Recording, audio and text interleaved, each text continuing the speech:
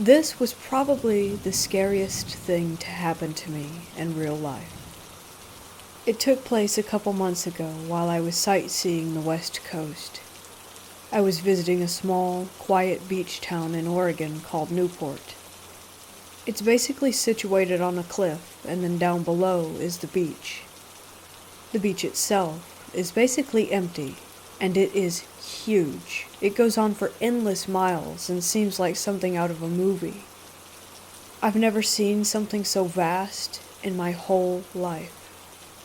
Anyway, I had spent most of the entire day on the beach, and when it got dark, I climbed back up the cliff to where my car was. I had originally planned to sleep on the beach in a tent, but it was starting to rain, so I figured I would just sleep in my car. I had been traveling all over Oregon and California for the last month, seeing national parks and stuff, and sleeping in my car most nights anyway.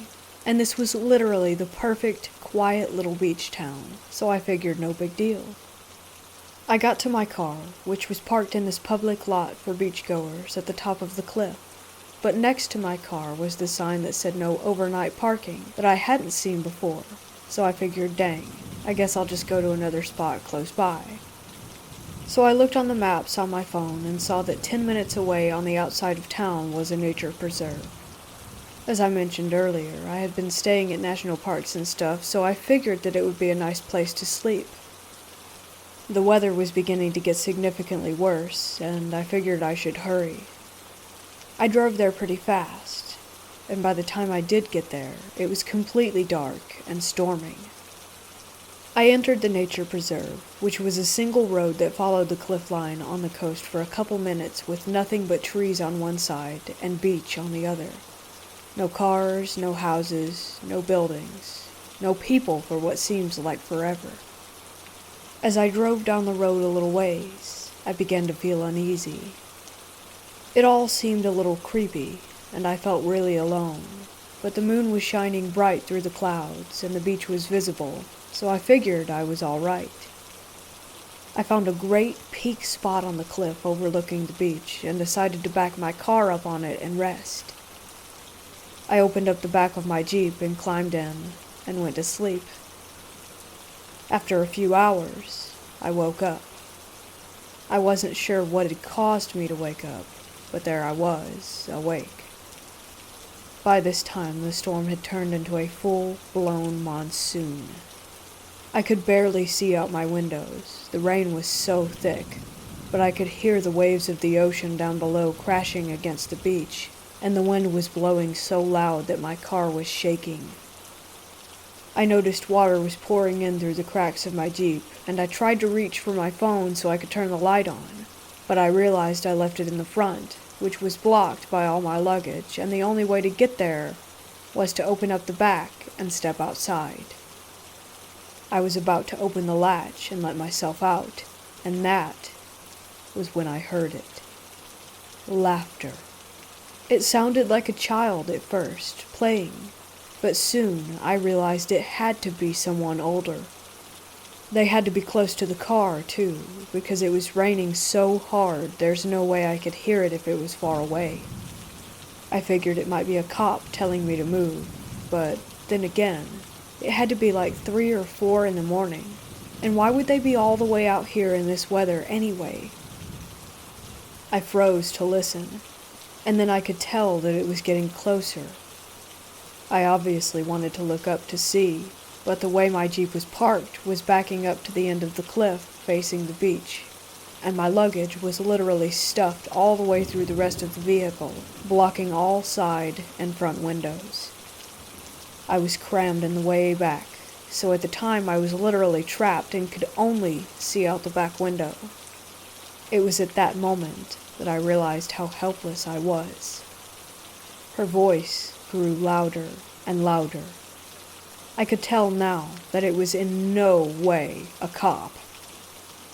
She was laughing hysterically, the top of her lungs, screaming, "Ah ha ha ha ha ha ha ha!" By the steady increasing of volume, I could tell she was definitely coming up to my car, and then between laughs, I heard her creepy voice say, "Oh, well, what are you doing all the way out here?" My heart dropped. Her voice sounded exactly like Bellatrix Lestrange from Harry Potter, and I immediately thought to myself, oh my God, I am going to die. I sat there, frozen solid. I didn't want to move. I remember thinking to myself, this is not happening, this is not happening, this is not happening. But it was. With the storm raging outside my car, my phone being nowhere in reach, me being trapped in the back of the Jeep with no easy exit, on the edge of a cliff in the middle of nowhere, with maniacal, laughing women getting closer and closer, I was literally living in a full-blown horror film. The only thing I could do was wait. I sat there for a few more moments, and then that's when I saw her. I had poked my head up just a bit to see out the tiny space of visible window that looked to the side of my vehicle. About 10 feet or so from the Jeep, I could see through the thick rain and heavy fog a woman standing there facing not me, thank God, but the edge of the cliff toward the beach. Her arms were flaying up and down rapidly like a bird, and her head was twitching increasingly fast, all over in irregular patterns. Her clothes were ripped, and her voice was broken, and she literally looked like the zombies on The Walking Dead. I couldn't move. Literally all the fears built up in my head of what the source of this hysterical laughter may be came true in that second. I tried rationalizing the situation to myself like, she's on drugs, she's lost her mind, or this is someone joking, or literally anything. But every time I tried, I would peek back up and see that this is something inexplicable. It made no sense. How the hell would someone be out here in what I'm pretty sure was a Category 5 monsoon, 5 miles away from anything, no car, freezing temperature, standing up, screaming in the dead of night? I just couldn't believe it. She kept laughing hysterically, shaking her body all over as if she were fully possessed. I couldn't understand what words she was shouting in between laughs, but it sounded demonic. I was mortified. By the grace of God, I ended up finding a significantly large hunting knife stowed away in the bag next to me in the back of the Jeep, and after taking one last good look at this bewildered, wild devil witch woman, I decided it was time to say a prayer and try my best to sleep. I honestly don't know how I managed to do that, because if I remember right, she probably stayed there for another 30 minutes, howling at the moon. But somehow I did. And the next morning when I woke up, I slowly stepped out of my Jeep, knife in hand, of course, and I looked around. And there was nobody there. It was as if it had never happened. The sun was shining now, and the beach was calm. It was just me, and me alone.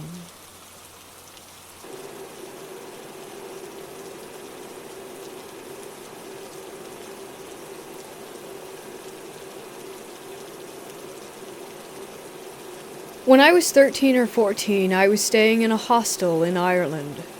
This hostel was directly next to, supposedly, one of the most haunted places in Ireland, an abandoned mansion. In fact, the hostel was built from the bricks of the mansion. There was a story that a widow cursed someone in there, and when they died, they remained. After hearing this, being a young and dumb kid, I decided to taunt the ghost. Big mistake. Nothing happened after I taunted the ghost, until I went to bed. That night, in the very right side of my bed, I heard light breathing. I paid it no mind because I've had experiences before, and breathing was not a huge alarm for me. I eventually fell asleep, and then I got a phone call on my phone at 3 to 5 a.m. Likely family from back home in the US. I didn't answer the call, and I tried to go back to sleep, but there was a problem. My comforter had fallen off the bed, to the right side of the bed, and the breathing was loud and raspy now. At this point I was frightened because I had never heard breathing that loudly before, and it just wouldn't stop. Needless to say, I didn't get my comforter out of fear, and it was a good thing that I didn't. In the morning I was shocked by what I saw. To the right of my bed was the comforter laying on the ground, and it looked as if there was a human underneath it. I could make out the arms, legs, and head. To this day, I genuinely believe that if I had reached for my comforter, something would have reached back.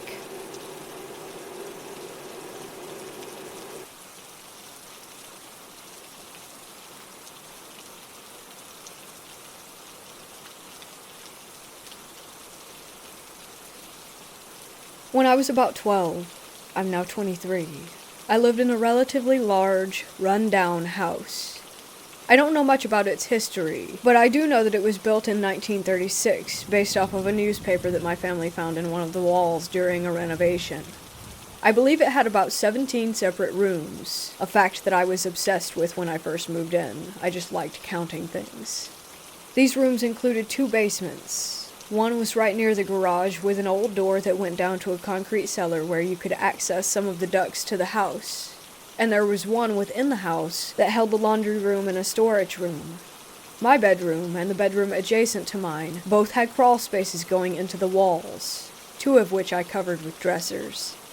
The house often gave me a sense of unease because of the sounds that it made due to it being old, combined with the fact that we couldn't afford heating it all winter, so there were blankets and plastic wrap in all of the windows, constantly making it very dark.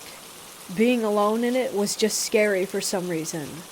I could never shake the feeling of something looking over my shoulder when I was there alone, especially causing me to act like a fool and yell out at nothing while home alone sometimes.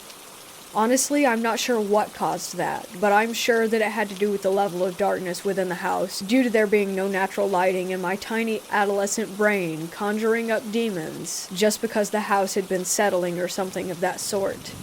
One day, I was heading downstairs to do the laundry, and after I was done switching everything over and grabbing the laundry basket, my attention got caught by a large tank of some sort on one of the outer walls of the laundry room.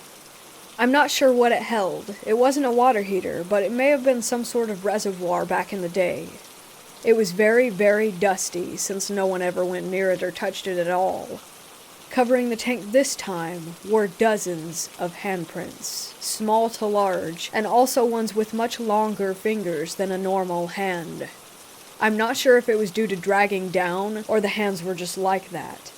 It sent me into fight or flight immediately. I sprinted up the stairs and stayed up there for the rest of the day. It really bothered me trying to think of what could have caused the unnatural-looking, long-fingered handprints.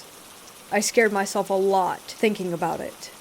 Recently I moved into a new apartment, and in the garage there are a few black handprints that I don't remember being there when we moved in. This could just be because I never noticed them, but I swear they were never there, and one day recently, they had just appeared. It brought back my memory of my old house and the fingerprints in the dust, hence my post here. It makes me a little uneasy, but not much else can be done about it, I'm sure. This event has stayed with me through the years, and I thought I would share it to see what others outside of my perspective think. I'm not really sure, though I have had many more experiences to do with that house in the following years of my life.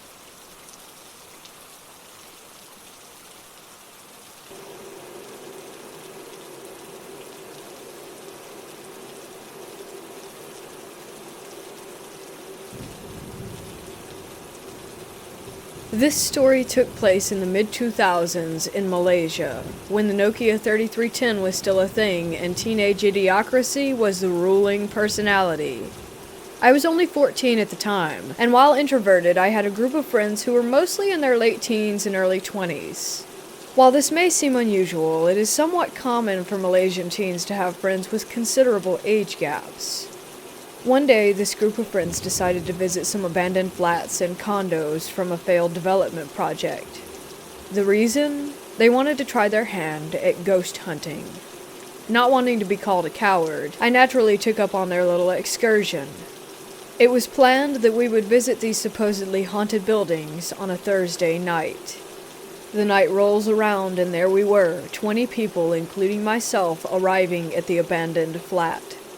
The flat, darkened by grime with windows missing, presumably detached by junkies to be sold for some small change, loomed over them.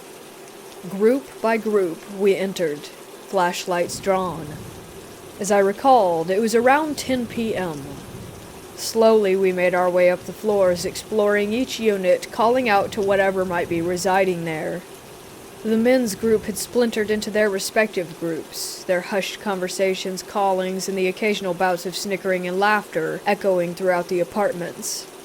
I stayed close to my group, not taking the chance of losing sight of them for even a second. For about 2 hours we were exploring, calling out to whatever ghosts or spirits we believed were making this flat their home, but we received no reply.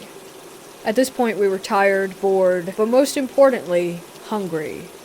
After a couple of calls between the heads of each group, it was decided that we would end the night and go have something to eat. So off we went, a small convoy of cars to the nearest restaurant. As we arrived and settled in, again in our own little groups, we ordered our drinks and food and started shooting the breeze. The topic about the abandoned flat was initially on the table, but was quickly dismissed since we never found anything interesting or experienced anything ghost-related at the location. That is, until one of the restaurant servers marched up to our table. His face was stern, and he was pointing at the younger kid who was sitting quietly, minding his own business, and he asked, "Who are you?" No reply. Again he asked, in a louder, more demanding tone. At this sudden outburst of questioning, we were all stunned, and had our focus to this server and that kid who was still keeping quiet, with his expression blank. The server turned to all of us and asked, "Where were you just now? Where did you drive from?" A guy from my table told him that we had just left that location. The server looked at us, and still with his eyes on us, pointed to the kid he was questioning, and asked all of us, "Do any of you recognize this kid?" 19 pairs of eyes shifted toward the quiet kid, and it hit all of us at once. None of us knew him. We made a head count and totaled 20 heads, including this kid. My group leader asked the kid's group leader if he recognized him, but he said no. "But you drove him here, right? You were with him, right?" they were asking. "Yeah," he said, "but I don't know this kid." At that, the server turned to the ashen-faced group leader and told him that his friend was still at the flat. He said, "You go return this thing, and you find your friend. Only you and your group. The others cannot come unless you want someone else to be switched." We shifted in our seats, and after what felt like an eternity, the guys at that kid's table got up, went to their car, with the kid following them without asking or invitation. Even after food and drinks arrived for the remaining men, any appetite that we had before had dissipated. The rest of the story was told to me by my friend who heard it from the group leader with the quiet kid. When they returned to the flats, they swept through each floor, every unit, and every room, looking for the missing kid. The thing that switched places with the kid?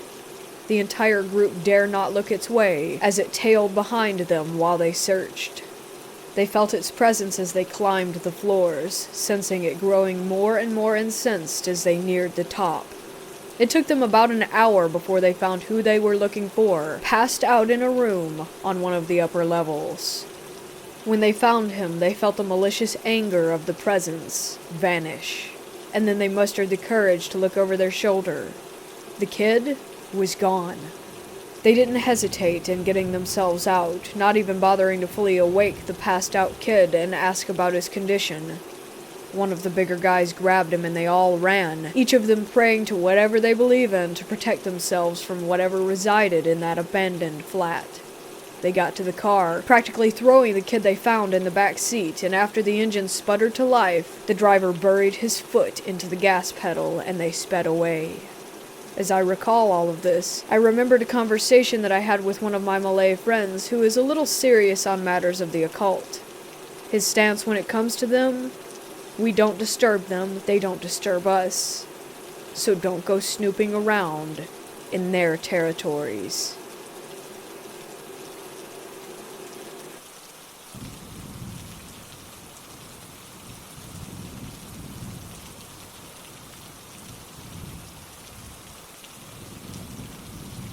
A few months back, really closer to a year ago, a friend of mine suggested that we do something interesting with our night for once. He told me about how he had been to one of the city's cemeteries after dark a few times, and that it terrified him, but in that sort of way that makes it worthwhile. I was a little against it at first, because the cops like to check on the area often, and there was no way we were going to be walking into the graveyard sober. Of course, however, my mind changed when we got to talking. "You know about the witch?" He started cracking a grin. "I think so." I had heard very little. "Remind me, just in case." "So there's supposed to be this witch or ghost or some crap, and I know right where the grave is." Jesus, alright. I don't know exactly what I believe, but I know that the place is messed up.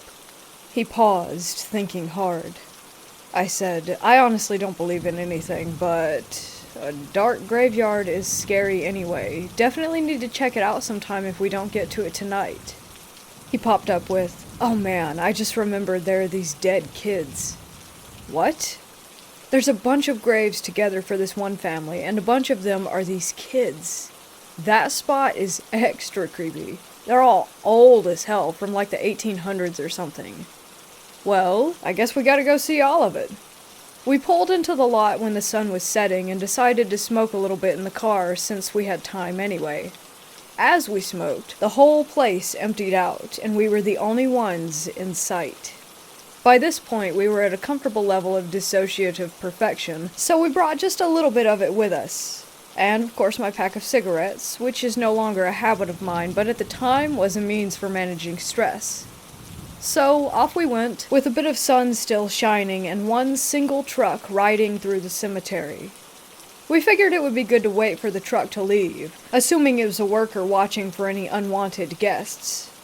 Although they had left the gates wide open, we were a little unsure of the legality of being around after dark, and a little bit uneasy about some psycho employee ratting on us and getting us caught with what we had. After about 10 minutes and 3 or 4 rounds of the truck passing by, we figured it would be smart to just go ahead and hide wherever we were if he passed by us again.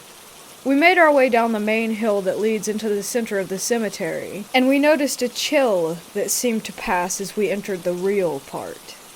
I passed it off as a weird current made by the creeks and the cooler air in that area, but a part of the primal fear that remained in the back of my mind made me question my devotion to reality. There were a few times where we had to hide behind a tree as the truck made its way back around, and then we would make a few more minutes of progress. As we began to become too close to sober, we imbibed a bit more. Another 30 minutes or so passed, and we had decimated almost our entire on-hand supply. We also had no clue where we were. As we wandered along the dark, winding roads, we started to get concerned about our phone batteries. His phone was worse off than mine, being near dead already, although mine was hardly doing better. After deciding to keep them in our pockets for the time being, the dark and discomforting silence started to make both of us paranoid. It was, of course, a bit heightened by our habits. We also noticed something else that was upsetting. We had started to go around in circles. As we realized this, I had the first real wave of fear for that night come rushing over me.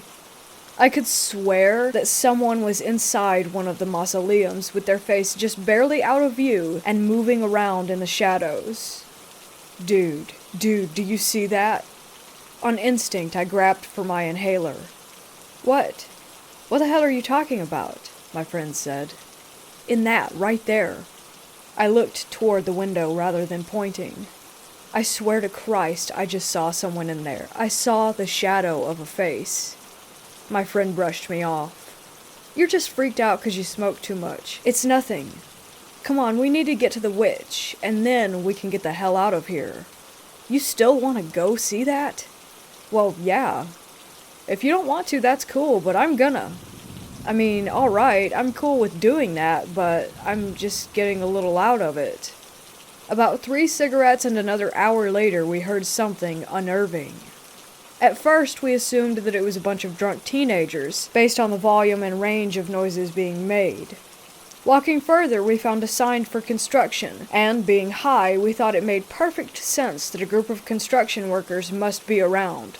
You know, for some good nighttime, silent construction work. Then the voices began to get a bit too quiet for our comfort. We booked it, barreling in no real direction, and somehow ending up at the place. "Here it is," my buddy exclaimed. "This is it?" I looked to a massive circle of tall, dry grass. "Is it in the middle of this?" "No, man," he replied. "It's way in the back. Come on, I'll show you." I put another cigarette to my mouth with a slight tremble in my hand and followed him through the pitch black and to a large stone structure in a patch of dirt. It was the family he had mentioned, and it made my stomach turn. The cold, rushing wave of fear came back, but it was too late to change my mind. We walked onto the large stone slab and then around it. As we walked around it, he pulled his phone back out to read the headstones.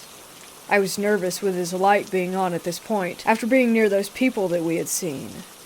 After a minute, he turned to me. "You want to see the really messed up part?" "Messed up how?" I asked. "The forgotten children. Their graves are back there down a skinny path." He motioned toward the trees. "You down?" "Well," I said, "I've got my smokes. Let's go." We looked at the graves, and my stomach turned, but I was unsure of why. I disliked the idea of dead kids, but my demeanor would never call for me to feel as sick as I did at that moment. Then my friend flipped his phone light back on to read off the names and dates. I started to really become anxious at that point, even voicing it. I scanned the woods, unable to see anything. My friend told me to just calm down, that the people we had seen had probably left by now. Then we heard a blood-curdling scream coming from the woods. At most it was 50 feet away. It was an unusual scream, aggressive almost. It didn't sound as if someone were hurt, but more that they were threatening us. I was sure at the time that it was a woman, but the hopeful side of me likes to imagine that we just heard some animal. As we paced back down the path toward the stones at the base, I pulled a few cigarettes from my pocket and began to light them like crazy. This was pushed further by my friend stopping to read more stones as we saw no one following us. Within 10 minutes he had had his fill, and we continued back into the main area. After even more walking, we passed a group of cars parked in a grass patch. We assumed they must have belonged to the group of people from earlier, but we began to wonder why more than 1 or 2 people would be there for so long. Then we got lost for real. Deep in the back of the property, we found the witch's spot, but nothing of interest, so we decided to head back. By now his phone had died, so we used mine to get a map up. We had 30 minutes of walking to get through to get to the car. Halfway back, we started hearing voices again. Loud and brash. However, as we got closer, they got less energetic. I peered ahead and froze, grabbing my friend and shushing him. I could see 3 large shadows right down the path from us. I also forgot my phone screen was on, and heard something I'll never forget. "Wait," a deep voice murmured. "Do y'all see that?" "See what?" A second man joined in. "That. Right there." The silhouette of his arm pointed directly to us. "That light." I slapped my phone screen against my torso, panicking in an attempt to turn it off. Both of us held our breath, staying still as statues while that group kept discussing. "Go check it out then," chimed a woman's voice. "Or are you too scared?" "Why don't you stay here and check it out while we leave?" "Oh, screw off," she teased, in a way that helped me think they were decent people. We started to shimmy toward the patch of graves to our side, hoping they would forget about us and leave like they had said. But then we saw what kind of people they really were. The first man hushed both of the others, and nearly gave me a heart attack. "Let's get 'em." Both men darted toward us, but we were out of sight by then, low to the ground by the hill that we had run across, hiding. We heard them making their way around the area, and we somehow circled behind them, making it out. Then we heard cars starting. For about 20 minutes, these psychos circled through the paths, looking for us, and it cost us another half-hour overall. Exhausted, we made our way to the entrance, with an empty cigarette box, an empty bag, and a little bit of paranoia. We got back to his place and spent at least another hour talking about how insane that all of it had been, and then we had a thought. A ridiculous, but unnerving thought. What if we saw nothing at the witch's spot, because she had been in the woods by the family? And then an even worse thought popped up. What if the scream wasn't aggressive like I thought, and those people had done something to someone right near us? Whatever really happened, I know one thing. I'm never going back there without a full group of friends and fully charged phones.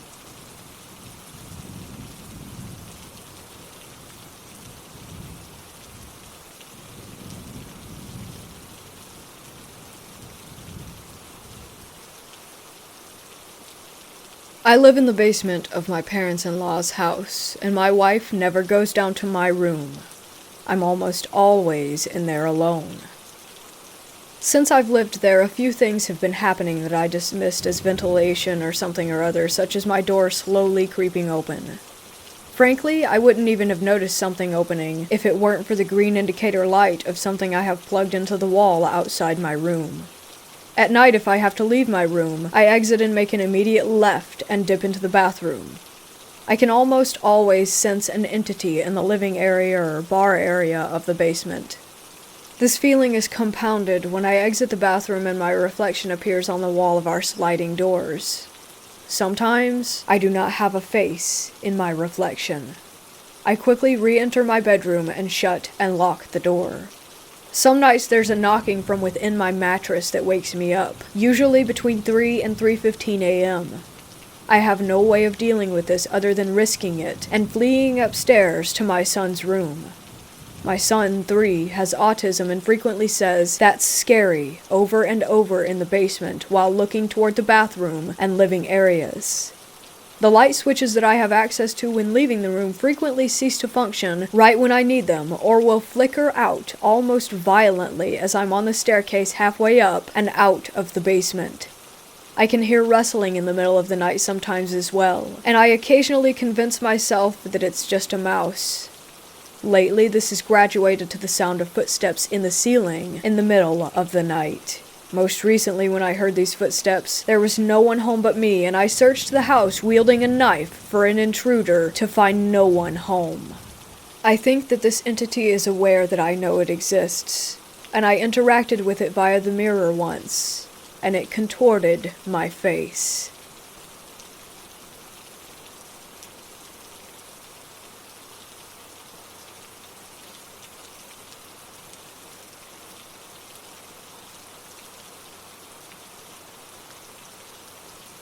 When I was in middle school and high school, my buddies and I were obsessed with studying the paranormal. I had every book on ghost lore that there was, and I had read them cover to cover. We would build websites with our favorite stories and local folk legends. We eventually began doing films and video expeditions at night to houses, cemeteries, caves, etc. in the surrounding area. This is just a short collection of a few of the more eerie and fun things that happened. It started off with my dad driving us out to these places at night. We would tramp off into a field or cemetery while he stayed in the car and smoked a cigarette.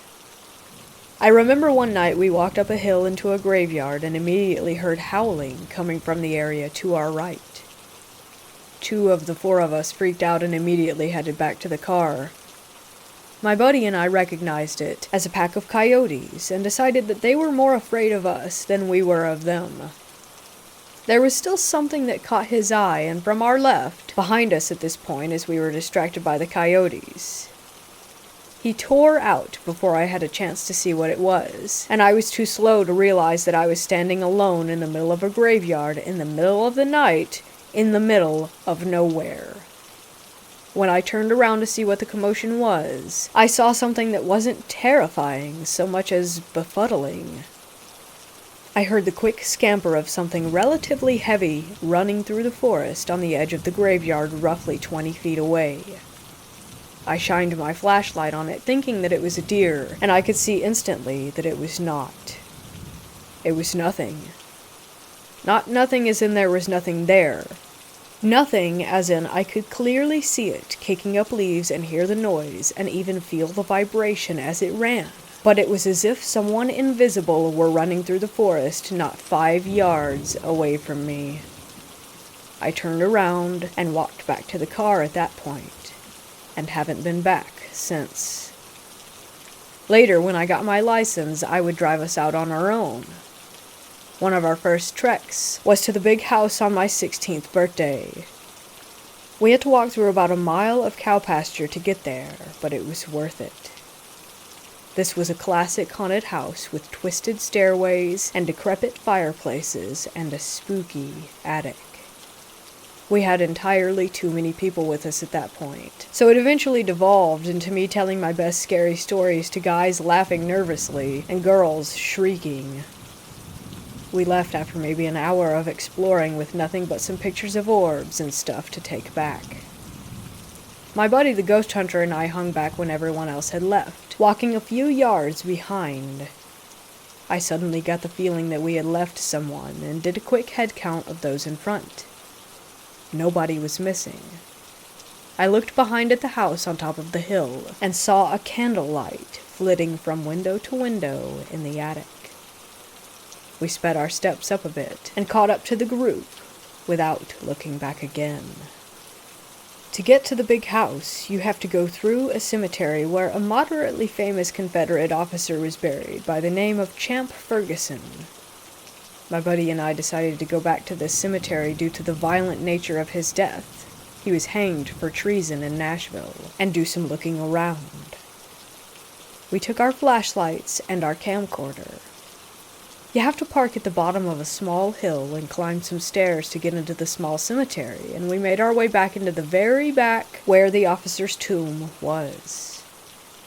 I had my night vision on in my camcorder, and the screen flipped out, so I was using that to guide me through the otherwise completely dark graveyard.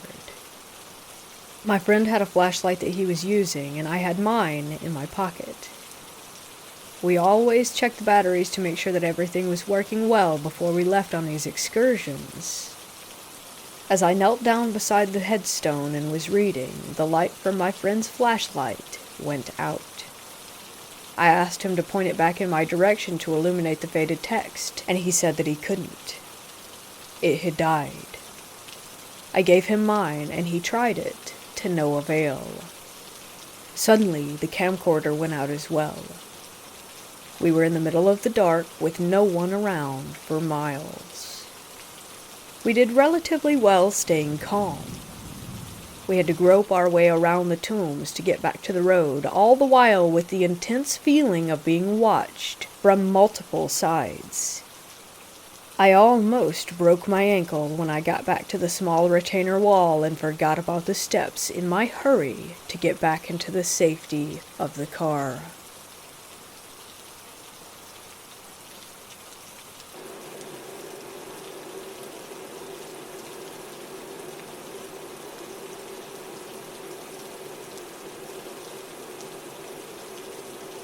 My girlfriend and I often get bored with our hometown, so we travel our state a lot exploring abandoned places. Some of these places are also deemed to be haunted. I'm browsing on my computer one day, and I find this prison located about 3 hours away from us.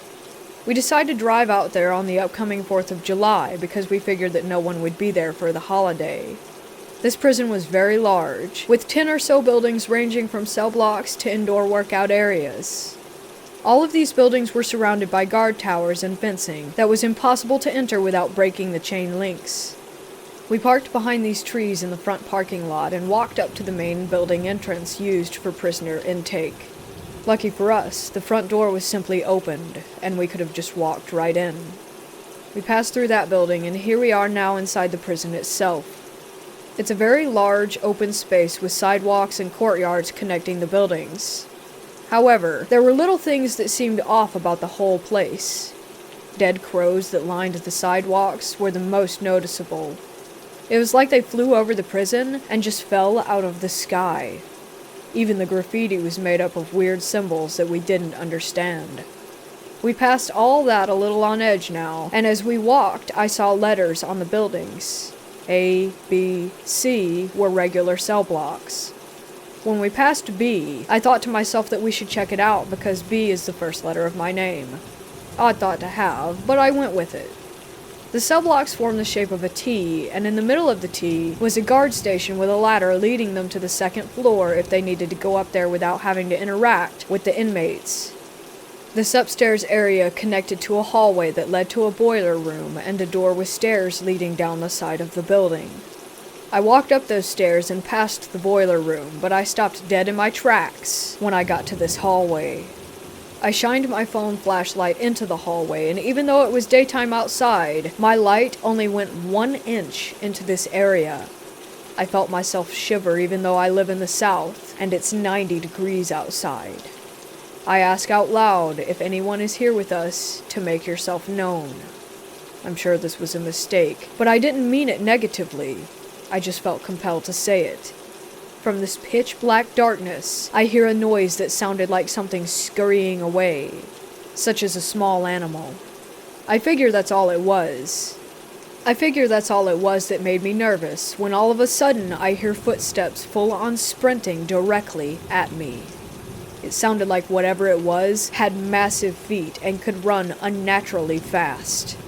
I ran out of the building and down the stairs with my girlfriend right in front of me. We both looked at each other and determined that whatever it was did not want us here.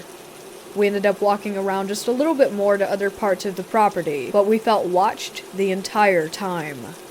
As we departed through the front door, we felt better, almost as if we were being released from an unpleasant fog of energy. We had sage in the car and burned some, which also helped us feel better. I try not to think about it often, but I do wonder what we encountered.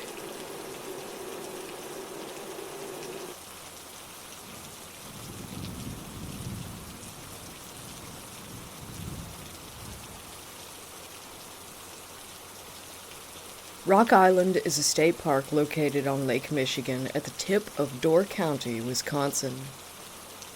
It's a difficult place to get to. You have to take a car ferry from Ellison Bay to Washington Island, drive across to Jackson Harbor, then take a pedestrian-only ferry from there to Rock Island. No vehicles or bikes are allowed there. Though the island is relatively small, about 975 acres, it has a rather interesting history. In the early 1600s, it was inhabited by a tribe of Native Americans, as well as a small fishing village of European settlers. The two groups didn't trust each other and did have a few bad encounters that nearly led to violence, but for the most part, they coexisted peacefully. By the 1640s, the Native Americans had migrated to other parts of Wisconsin. Shortly after their departure, some settlers reported seeing a new group of people on the island. They appeared to be more white settlers. However, they wore strange clothes and kept to themselves. No one from the fishing village was ever able to speak with one of these new settlers, or even find where they were living. It was around that time that strange things began to happen. Livestock, it's not mentioned which animals, were found slaughtered in the village. Blood was found marking some of the buildings in the village. On a different night, a building used for meat preservation burned to the ground. The villagers felt that these actions must have been taken by these new people. They intended to find them.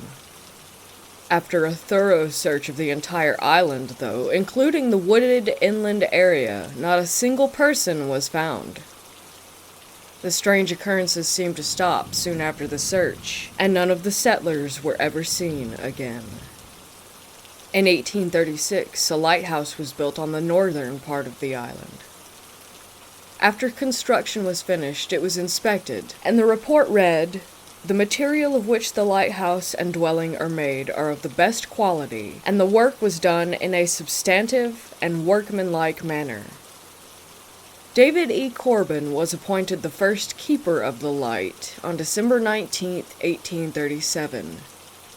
Only 3 years later, in 1840, despite the apparent quality of the construction of the lighthouse, Corbin began complaining of plaster falling from the building and that some sort of liquid would ooze through cracks, leaving the house constantly damp.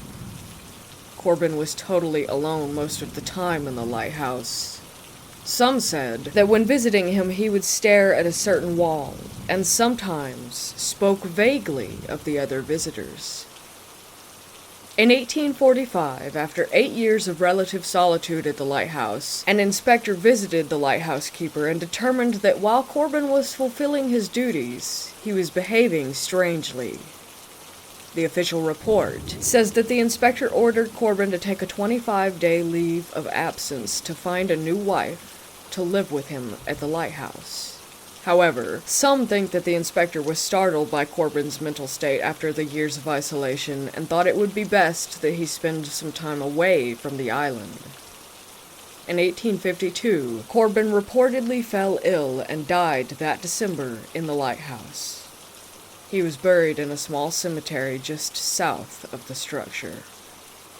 The next lighthouse keeper also reported the surprisingly quick deterioration of the lighthouse.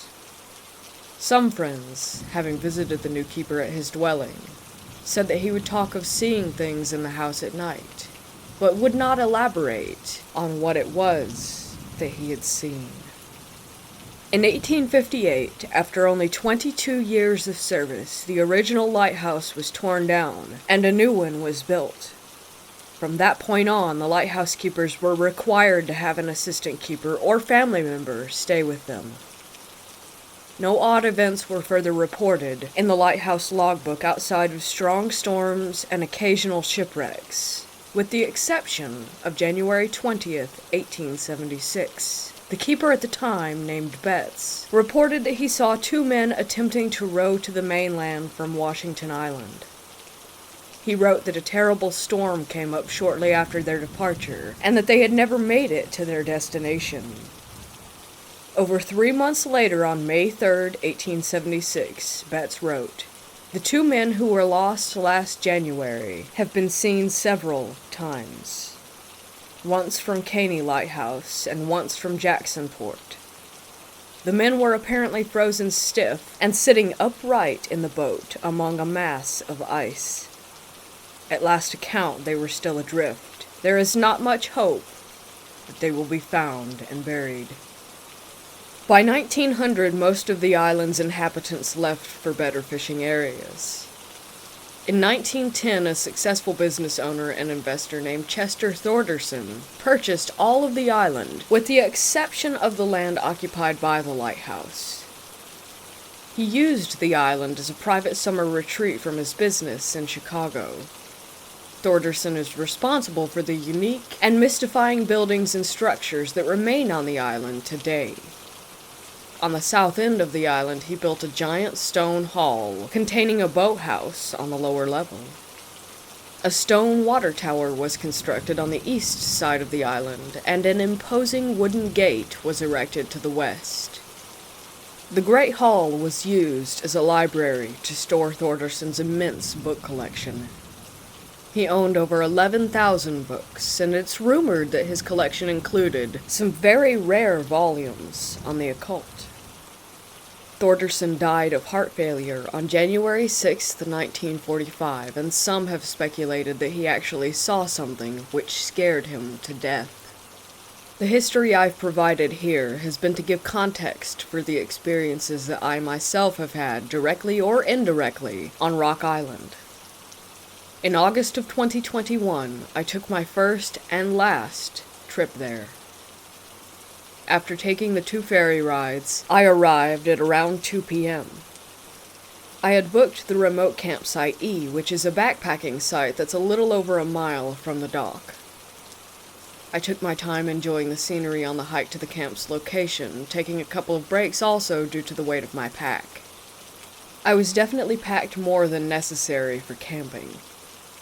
I got to the site and set up my tent, got everything situated. I then began gathering sticks and driftwood from the beach to start a fire. On my third trip back from the beach, before I got back to my site, I heard a single, high-pitched, squealing sound coming from the forest. It wasn't close, but it was so unusual that I stopped in my tracks, waiting and listening to see if it would happen again. It didn't, so I continued my trek back. When I returned, I started working on getting the fire going. The remote camping sites on Rock Island are pretty well spaced out. Sites C, D, and E are grouped together, but there's probably 100 yards between each one. There's no real trail connecting the three sites directly, but enough people have walked along the ridge between them to have made an obvious path. As I was setting up sticks in my fire ring, something caught my eye, and I looked up.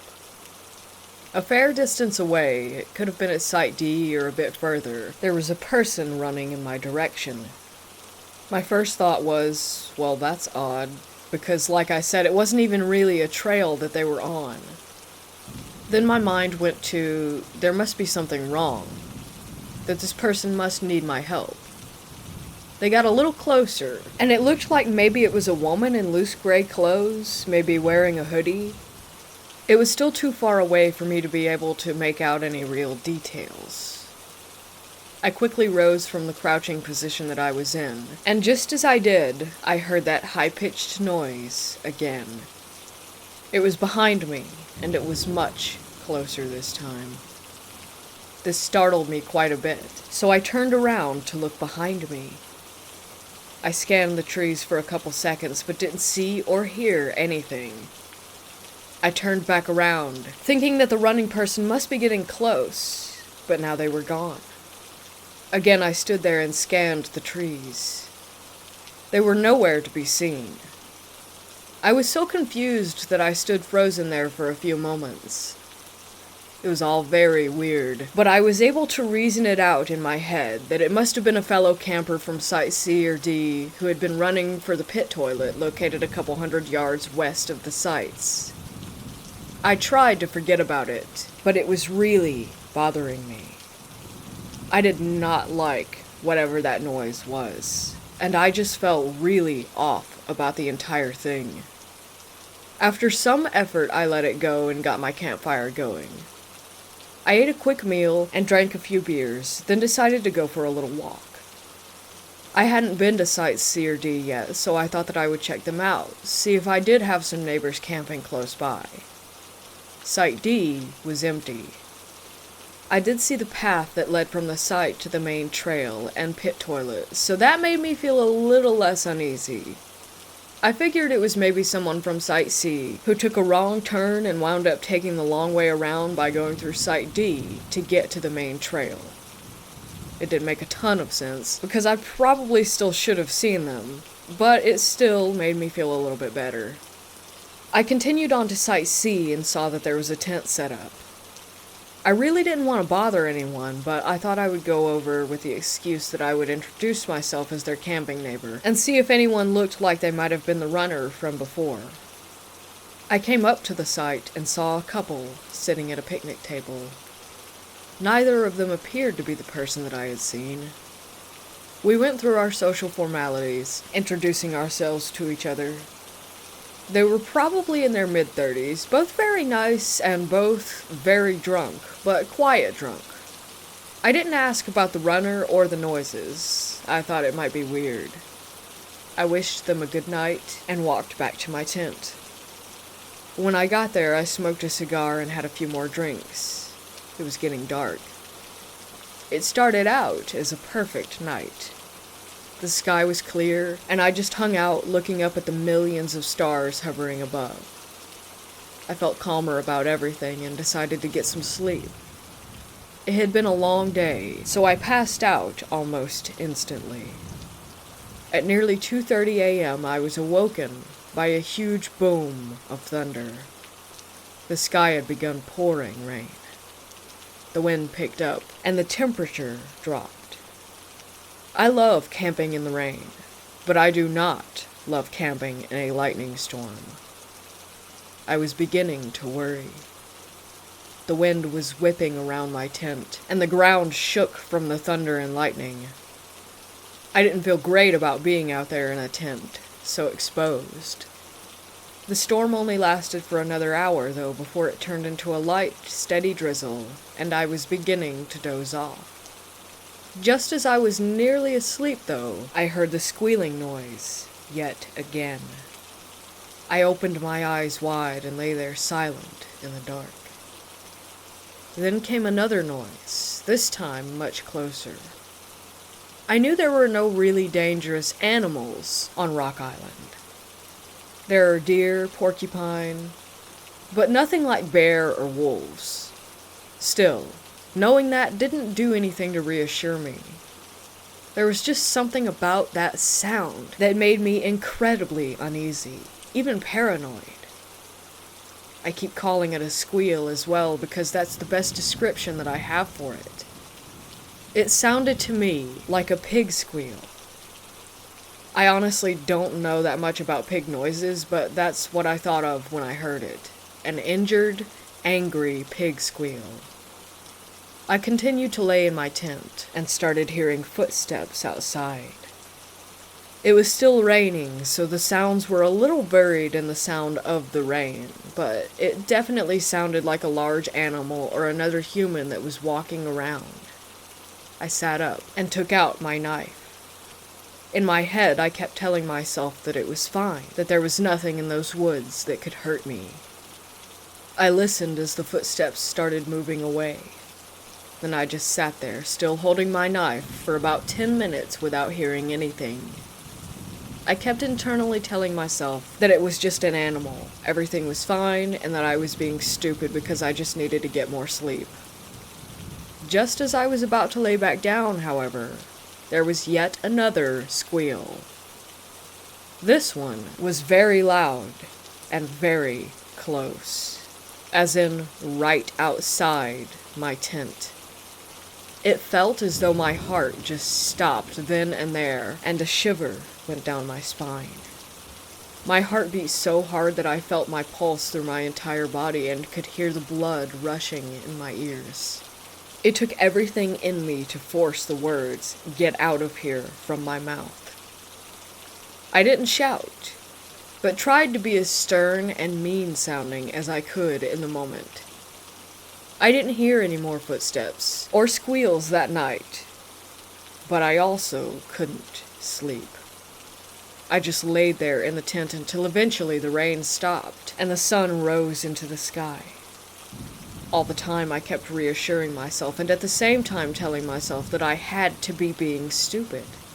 It had to be just an animal. It was probably 7 a.m. before I decided that I had to get up to relieve myself. As soon as I unzipped the tent flaps and stepped out, I saw that the site's picnic table had been flipped upside down. When I saw this, I was surprisingly calm in my reaction. I simply thought, okay, this is enough, I'm leaving the island today. I checked my surroundings. Nothing else seemed out of place. I eventually reasoned that the wind had blown the table over during the previous night's storm. It still seemed weird, though, because the table was heavy, and I felt like I would have heard it being turned over. I made some cold instant coffee, had a bite to eat. I started feeling better again, so I decided to go for a hike. I must admit, I get pretty easily scared when I'm camping in the woods by myself. Maybe that's natural. After breakfast and getting a bit of sun, I realized that nothing I heard was really anything that couldn't be explained. Other than not getting a good night's sleep, I was having a pretty good time. The reason I came to the island in the first place was to hike the 7-mile Thorderson's Loop Trail. It has a lot of interesting things to see, and I was excited to get going. I packed a few things in my backpack and started off. Fairly close to my site was the water tower. I have no idea how it originally worked, or why it had to be a tower, but it's an impressive building with a fireplace that looked as though it had been used recently. A bit further down the trail was a cemetery. It's known that 2 sisters and a few others are buried there, but it's also believed that there are more unmarked graves. They were likely some of the settlers from the old fishing village. The island has 3 cemeteries. One is by the beach, and that's where Chester Thorderson is buried. One is on the eastern part of the island, where the 2 sisters are buried. And one is on the northern part of the island, where the original lighthouse keeper David E. Corbin is buried. There's also at least one Native American burial ground on the island. However, no one knows exactly where it is. I kept walking until I came to a nice scenic overlook area with a bench where I sat down and drank some water. That's when I heard someone talking on the trail ahead of me, though I couldn't see anyone yet. There was a bend in the trail, and the trees were thick. I sat on the bench waiting for the people to appear. The voices were coming closer, and I could tell that they weren't speaking English, but I couldn't place what language that it might have been. Both voices were very deep, guttural. Then, from deep in the woods, I heard a loud call. Immediately, both of the voices I was listening to responded with a call of their own. I kind of smiled because it sounded like they were mocking whatever had made the sound in the forest. I got off the bench, put my backpack back on, and started walking further down the trail from them. I never actually saw the people, though. The rest of the hike went well. I visited the grave of David E. Corbin. I took a self-guided tour of the lighthouse. I passed by a wooden gate that seemed to have been used as part of a larger structure. Next, I went past the great hall and dock area from where I had arrived on the island and visited some of the other structures. Next, I came across the cemetery housing the body of Thorderson himself. And finally, I finished the loop by returning to my campsite. It was a very nice hike, with a lot to see, and it wasn't especially difficult, but still, I was tired.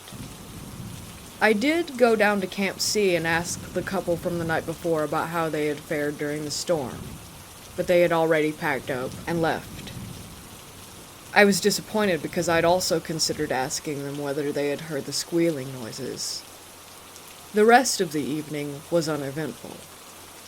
I built a fire, made a meal, had a cigar and some drinks. As soon as it got dark, I was ready for bed, especially after having had so little sleep the night before.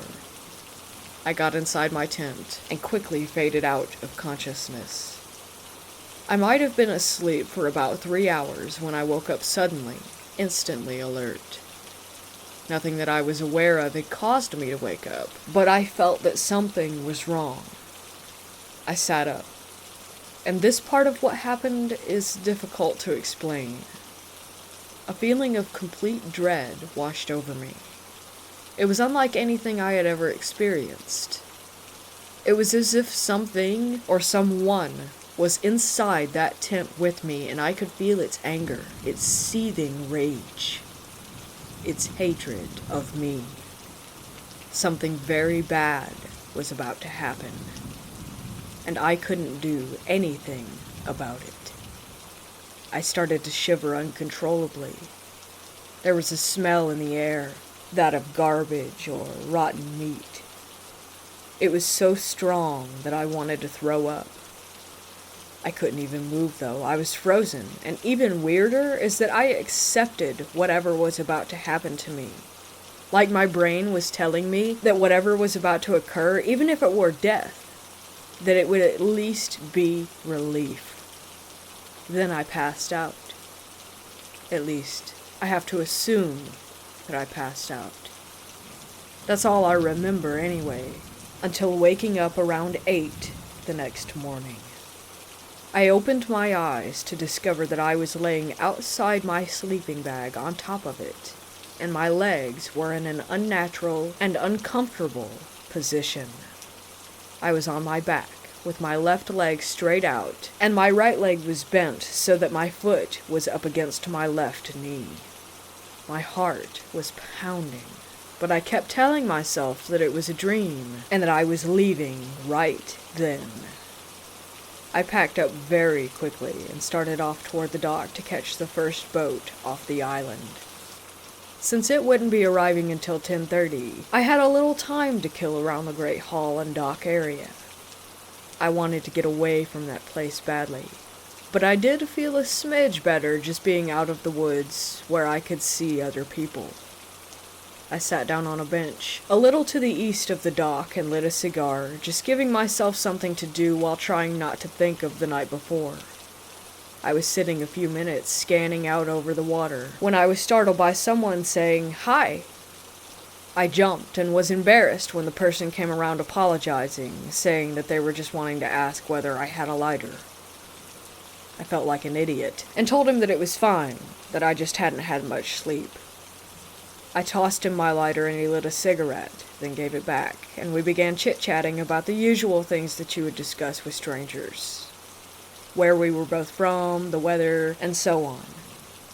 It was a nice, normal conversation, and he seemed like a pretty nice guy. Naturally, in the course of our talking, he asked about which campsite that I had stayed at.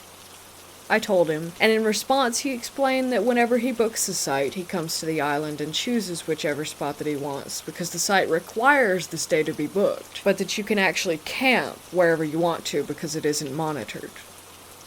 He told me that he comes to the island a few times a year, and that once he found a small log house in the woods. That his plan was to attempt and find that location again and camp inside the cabin.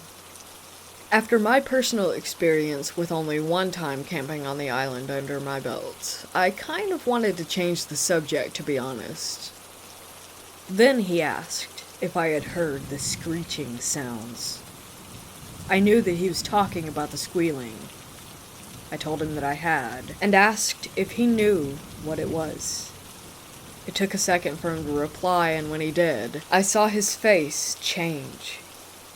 He had this expression on his face as if he were debating whether or not he should tell me. As if it were some kind of secret.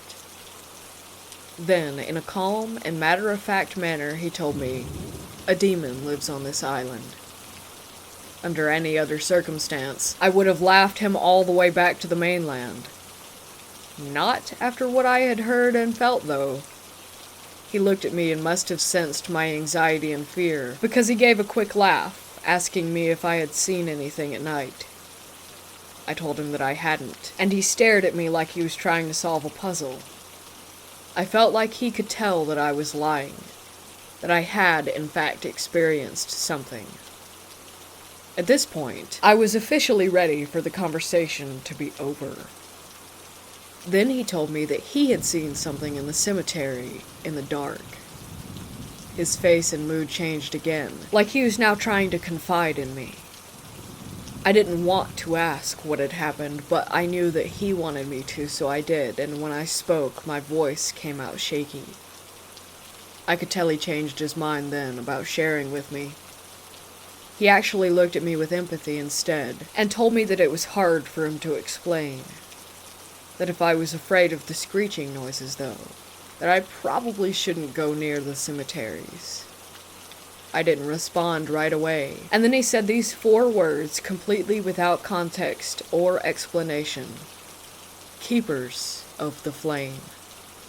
I looked down at my cigar, ashed it, and put it out, and told him that I was going to wait by the dock for the ferry. He nodded, and I started walking away. After a few steps, he called out to me, and I turned to look at him. "Don't come back here," he said. I turned back, continuing to walk away from him. I don't know if his words were a friendly suggestion or a warning, but I took them to heart. I am definitely not going back to Rock Island. When I got home, I looked up Keepers of the Flame as it pertained to Rock Island. I found 3 things the mysterious stranger could have been referring to. The name of the Native American tribe who once lived on the island could be translated to Keepers of the Flame. The lighthouse keepers on the island were also referred to as Keepers of the Flame.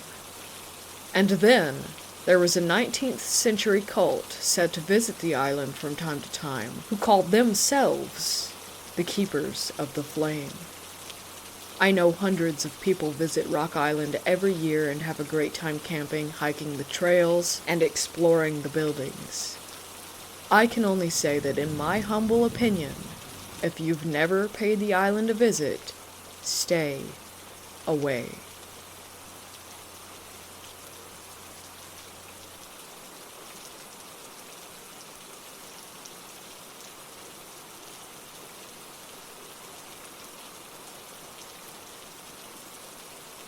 The house my grandparents owned when I was younger had a lady in the basement. At least, that's what I called her. My older sister called her the lady on the landing, because she only ever saw her on the landing to the basement. Either way, basement. I haven't correlated any of my personal stories with my cousins or siblings except my own. My aunt used to live down there, and I haven't dared to ask her about it because she had an experience when she was younger where she was physically lifted out of the bed by her ankles, and because of that, you can't even mention ghosts or paranormal stuff because she covers her ears and walks away. But that's another story for another day. Anyways, my personal stories. I'll try to keep them short and sweet. The first time I can recall seeing her, I was hanging out with my aunt. A different aunt than the one mentioned above. She and her son were in the house while my mom was working and my grandparents were in Hawaii. Now, for some reason she chose to bathe me in the basement bathroom, which was weird because there was another fully functional bathroom with a bathtub on the second floor of the house, as well as the shower in my grandparents' room. My cousin was expecting his friends to come over and play. The doorbell rang, so my aunt ran up to answer it, but had my cousin stay with me. I was about 3 or 4 at the time, he was about 9, just to keep an eye on me. She called him up to go play with his friends, and as soon as he left the bathroom and was halfway up the stairs, the door slammed shut and the lights turned off. Then, all of a sudden, I see this woman literally in the mirror facing me, but it looked like she was getting ready to walk out of it because she was getting closer. I, of course, start screaming. My cousin is on the other side of the door desperately trying to get in. My aunt comes flying down the stairs and couldn't get the door to open either. She kept telling me to unlock it, but I was stuck, frozen in terror. Finally, she gets the door open and sees nothing. She flips the switch on and gets me out of the tub, and nothing else was really said about it. Later that week, I was again with my aunt as my mother was working. I asked if I could sleep in Grandma's bed since they weren't there, and at the time, at my little size, that bed seemed humongous. She called them in Hawaii to ask for their permission, and they said it was fine. So I'm asleep in their bed, and I'm not exactly positive if it was a dream or an actual experience that had taken place. I was in the center of the bed. From there, you could see straight into their bathroom on the right side of the room, and then straight down the hallway into the computer room. Mind you, this is on the second floor now, not the basement. In this maybe dream, the bathroom light flipped on and I could see her again coming out of the mirror. It was like I was locked in place, but I could see down the hall in the computer room my mom sitting at my grandma's computer. I tried to call her, but it came out as a dull whisper. I tried over and over, but the sound just wouldn't come out.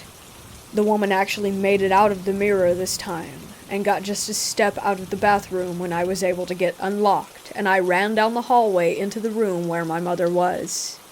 Again, I don't think anything was ever actually said about this. Another time, maybe 2 years later, my mom and I were sleeping in the basement bedroom, and the closet doors were those full floor-to-ceiling mirrors. I saw her again, but my mom was within reach, and I woke her up and she saw this woman too, and grabbed me and ran upstairs.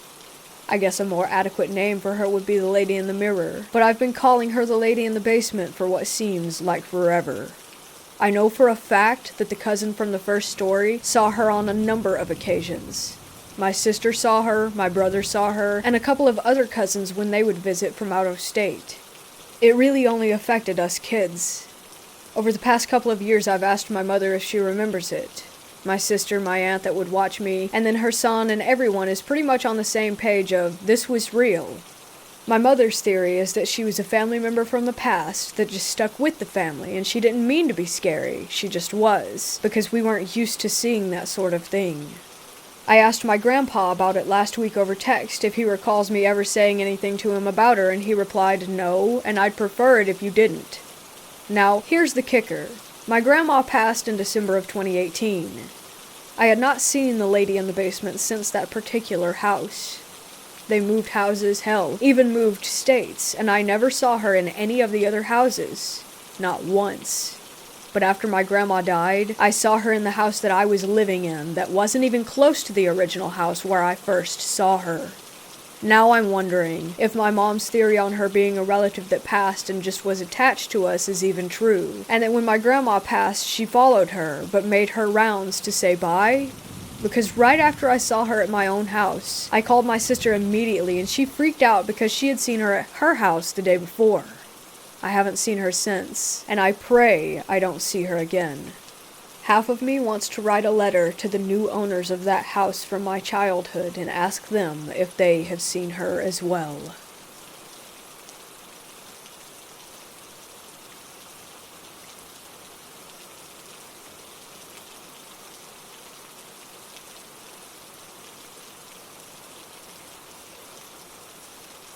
I grew up in South Texas, more widely known as the Rio Grande Valley. I'm the youngest of 3 kids, and we all lived with our mom and stepdad in a great big red brick house. It was quite a culture shock moving from the piney woods of East Texas all the way to the flat, desert-like land of the RGV. There were hardly any trees, mostly just palm trees and shrubs. We saw a cactus here and there, and the wildlife consisted mostly of jackrabbits, rattlesnakes, and armadillos. When we started school, we learned quickly that the people were superstitious, to say the least. I was in the 2nd grade when we moved into that house on Jackie Street, and right from the beginning I felt uneasy. I used to be a happy-go-lucky kid with nothing to worry about. I made friends with all the neighborhood kids, and I even became best friends with a girl who lived directly behind us. She had the most superstitious family out of anyone that I had ever met. She was the oldest of 4 girls, and their mother was very overly protective, at least in my eyes. She wouldn't let them watch Harry Potter because it was associated with witchcraft. They went to church 3 times a week, and they didn't even celebrate Halloween. All that being said, the mom loved to tell ghost stories and Mexican folklore. It was the one cool thing about her, and the thing I loved most about visiting their home. One night, she told us the story of the Owl Witch. Typically, it will transform into an owl with a woman's head, or a large owl the size of a human, with a few things that are off-putting. If you see a lechuza, you're supposed to pray for your life in Spanish, and supposedly it will leave you alone. It's also been known to make a whistling sound, like a human whistling. If you answer it back with a whistle of your own, the lechuza will sweep down and carry you away. If you wake up in the morning and see large scratches on your doors or windowsills, it means that the lechuza was there and is coming for you, so you must prepare yourself accordingly. I can't whistle, and my friend's mom knew this, so she would jokingly tell me that I wouldn't have anything to worry about. She would also lovingly tell us that my friend and I are gorditas, so we couldn't be carried away as easily. After years of hearing this story in various ways from teachers, other friends' parents, and in books, it was about as stuck in my head as an old wives' tale. I would get excited about hearing it around Halloween at school. It was just another scary story, and would give us kids an adrenaline rush. I never thought that those stories would one day become a reality for me. It happened the summer of 5th grade. My best friend and I were on her trampoline. It was summer, so we were up kind of late, maybe around 10 p.m., and it was a full moon. We spent time talking and looking at the stars until we heard whistling. We knew not to whistle back. Instead, we lay there frozen, still looking at the sky and listening intently to the whistling coming from the distance. I look at my friend, and she is absolutely paralyzed. She's praying in Spanish and squeezing my hand as tightly as possible. A few minutes go by, and we hear more whistling. getting closer. My friend stops praying and says that we should head inside. I agree without hesitation, and we start inching toward the edge of the trampoline to escape. In that moment, I hear it, and I'll never forget the bone-rattling sound and the twisted image that scarred me for life. We felt the wind from its wings, and saw it just maybe 15 feet above our heads. A huge, snowy white owl, maybe 12 feet wide from wingtip to wingtip, floating right above us. Its eyes were jet black, and it looked mostly like an owl, but its feet were human. It had huge, human feet with long black talons that seemed to twitch as its cold, demonic eyes stared down at its prey. It locked eyes with me and let out a screech. My heart jumped into my throat, and I have never ran inside a house so quickly. We cried together while praying as we heard it continue to flap around outside. We held on to each other with her rosary in our hands and continued praying as loudly as we could. All of a sudden it was gone, onto its next victim. We're both terrified of owls to this day. We won't even look them up in books. Every time I see one, I think of the face of the Yakuza, almost human and almost owl, a strange demonic hybrid not of this world. Believe the tales. Don't go outside alone, and never respond to strange whistling. Something might just snatch you up and carry you far, far away.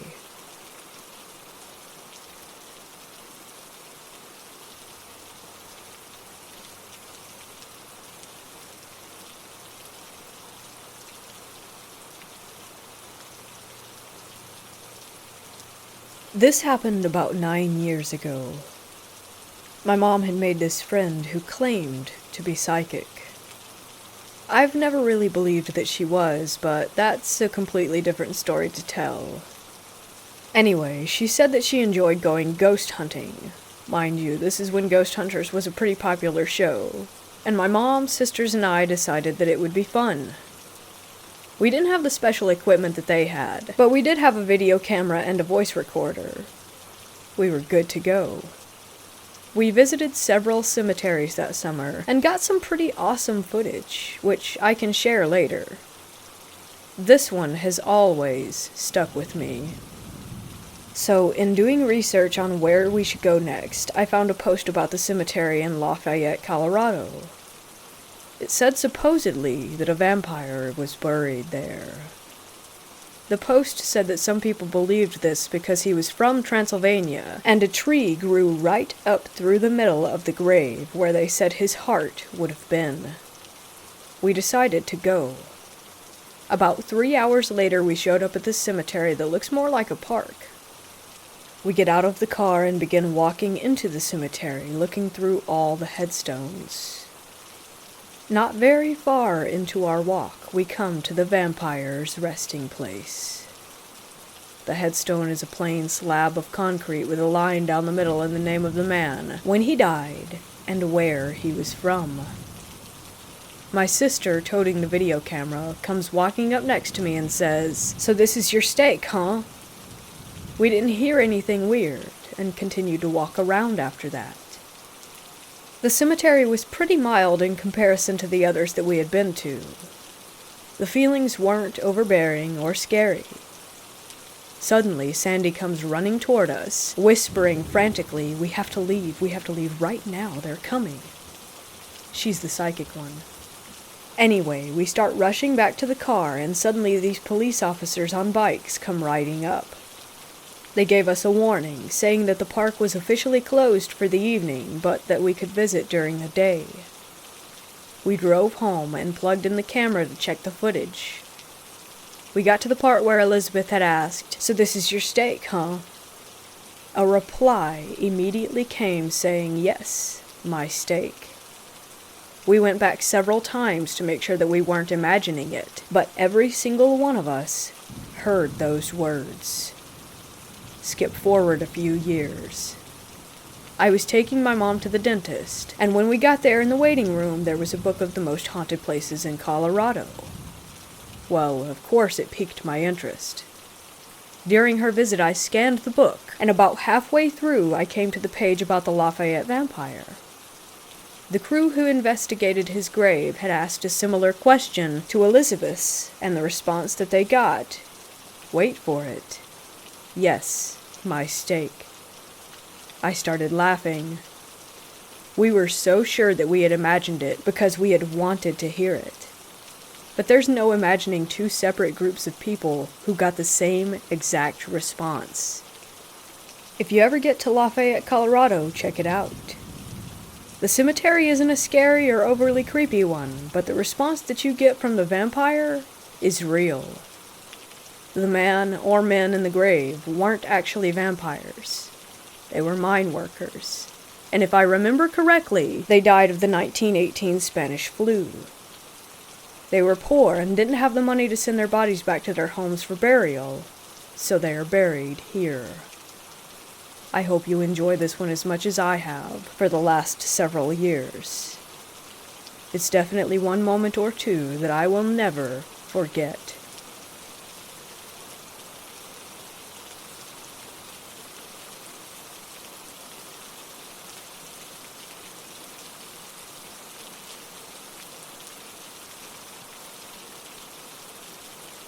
In high school, my friends and I knew a guy named Gene. For whatever reason, Gene had a habit of telling extremely tall tales centered on himself, as if he were trying to make himself look cooler. The most repeated one was his claim that in a nearby ravine, a coven of druids practiced and were schooling him in ancient magic. He always played them straight, as if they were unquestionably true. He never had any evidence. While taking a walk one night, I happened upon a construction site. Being heavily into urban exploration, I explored the heck out of that site, and upon leaving, tipped over their porta-potty. I was still a bit immature, and I thought it was funny. After that, whenever I found one, over it went. One day I told some friends about it, and Gene, ever the showman, chimed in with, "Oh, that's nothing. I like to burn them down." Arson was most assuredly not our thing, and we knew that Gene was full of it, so we were just surprised when, calling his bluff, he offered to prove it by showing us the fruits of his labors. 5 of us piled into the car, only one of us had a car, and followed Gene's instructions. The site was in a rural area with lots of big hills and dense forest, common in the Pacific Northwest.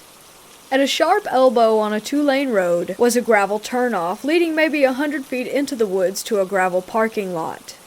This was the starting point for a number of hiking trails. There were no lights there, and the street light out on the road didn't show very much through the trees.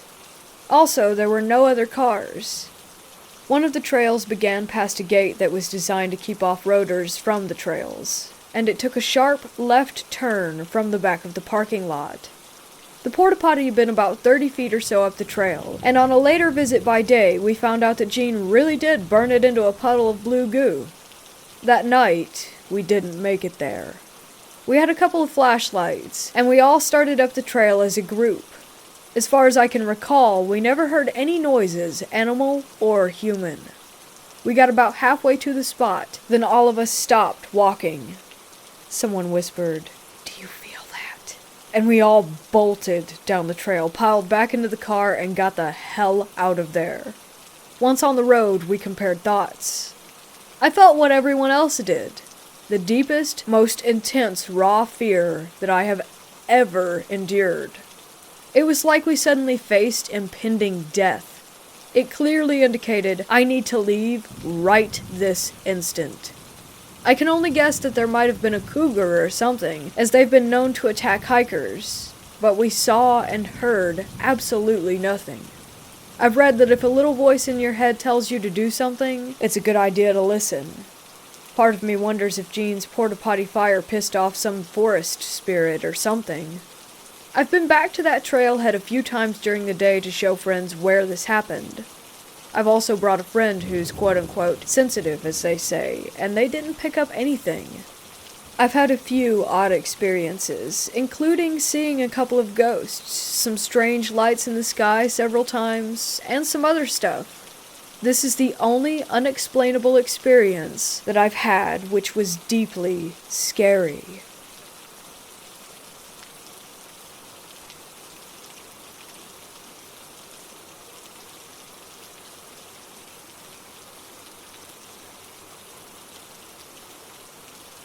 I was raised in a house that had a few spirits in it.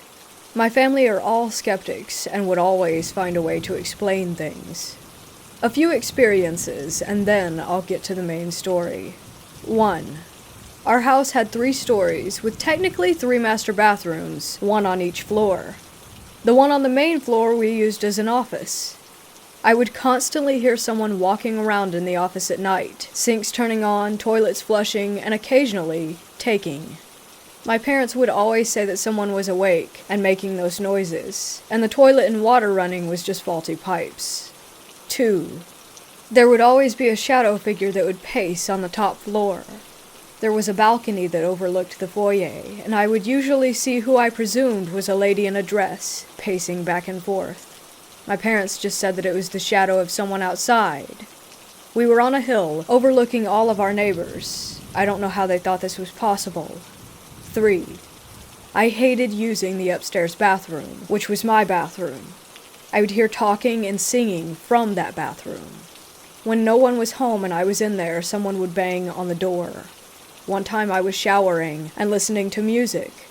I heard the banging sound so loud that it shook the room, and then the locked door swung open, and I heard a scream. My parents said that my brother was pranking me, which is something that he never did. Anyways, on to the main event. My brother is about 10 years older than me. He was the only sibling living at home with me and my parents. He had the master bedroom in the basement. I was never really in the basement except for going to the garage because it was in the basement next to the bedroom. I always remember feeling uneasy down there, though, but I wanted a big room, so when my brother moved out, I begged my parents to let me have his room, and eventually they caved. I moved all my stuff downstairs, painted and everything. I loved it. I was talking to my brother about it one day, and he told me, "Watch out for the little girl who lives down there. She likes to laugh." I was shocked, as obviously he had to be kidding.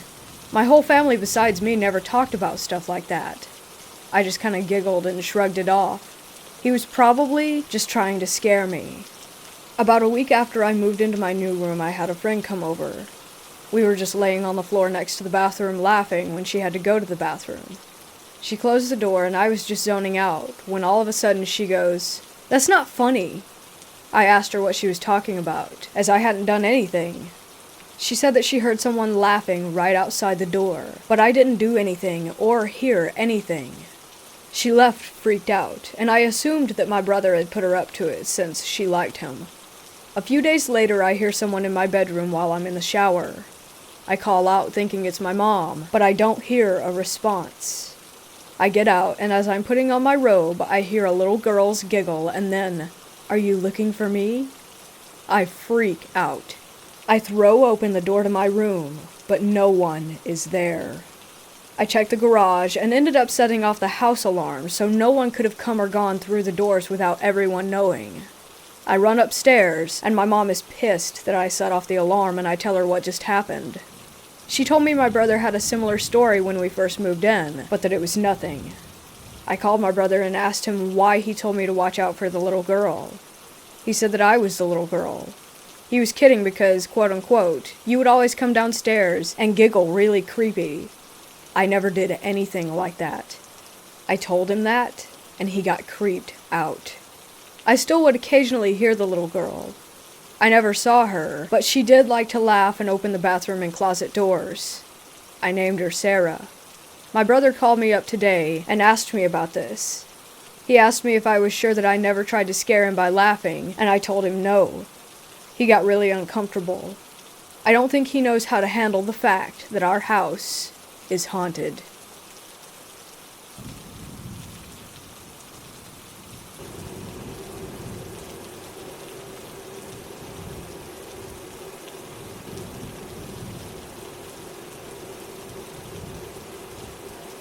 Although I've had several paranormal experiences in my life, I was always a skeptic.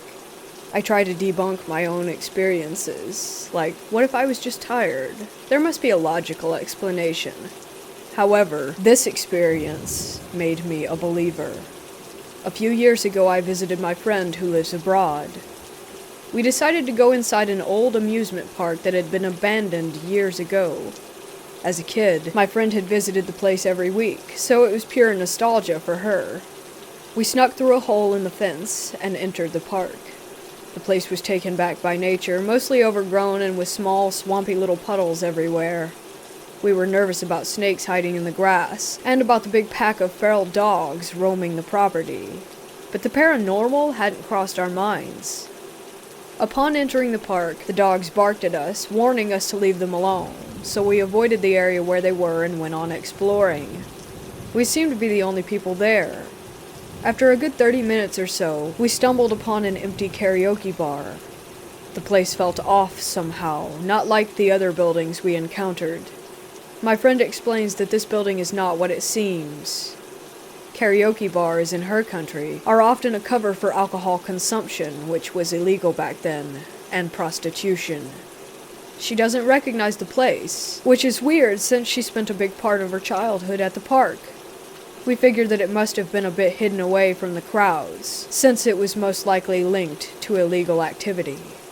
The moment that we entered the building, my attention was immediately drawn toward a creepy door with a broken glass panel.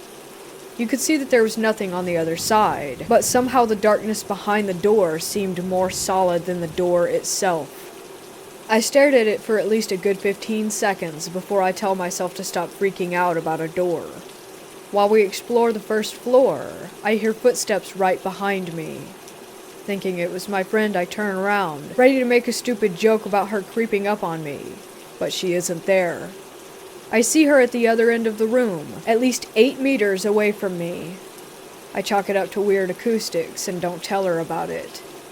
Do you know that feeling you get when people are staring at you? That's how the second floor felt. It was as if we had walked into a crowded room, except that no one was there. Like on the first floor, the darkness of some unlit areas somehow seemed too dark, more solid. I became increasingly nervous, but I didn't tell my friend, since I didn't want to sound crazy. Soon, my friend stopped in her tracks, and said that she wasn't comfortable exploring any further. She later described that room as a quote-unquote black hole.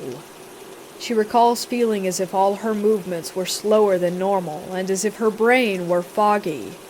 This was right above the door that freaked me out so much. Back on the first floor, we feel silly for even being that nervous, and we try to overcome our fears. I decide to open a door adjacent to the freaky door, which was easier said than done. The door was stuck, and I had to put my weight behind it to get it to open. We caught a glimpse of a small storage room before the door was slammed shut again. We almost made a run for it, but since we stubbornly didn't want to give in to our fears and be wusses, we took a few more pictures of the room before we left. Once outside, we rationalized it by saying that it must have been some sort of animal, a stray dog maybe, but we were not convinced. Opening the door took some strength, so what animal could have closed it with such force? There was barely any space between the open door and the wall, so I doubt that it could have been a person hiding there. We talk for a bit to lighten the mood, and we feel braver now that we're outside again. We decide to visit her favorite attraction next, the pirate ship. In the past, it would swing back and forth, but now we couldn't get it to move no matter how much we tried. We both pushed against it with our full body weight, but the ship just wouldn't budge.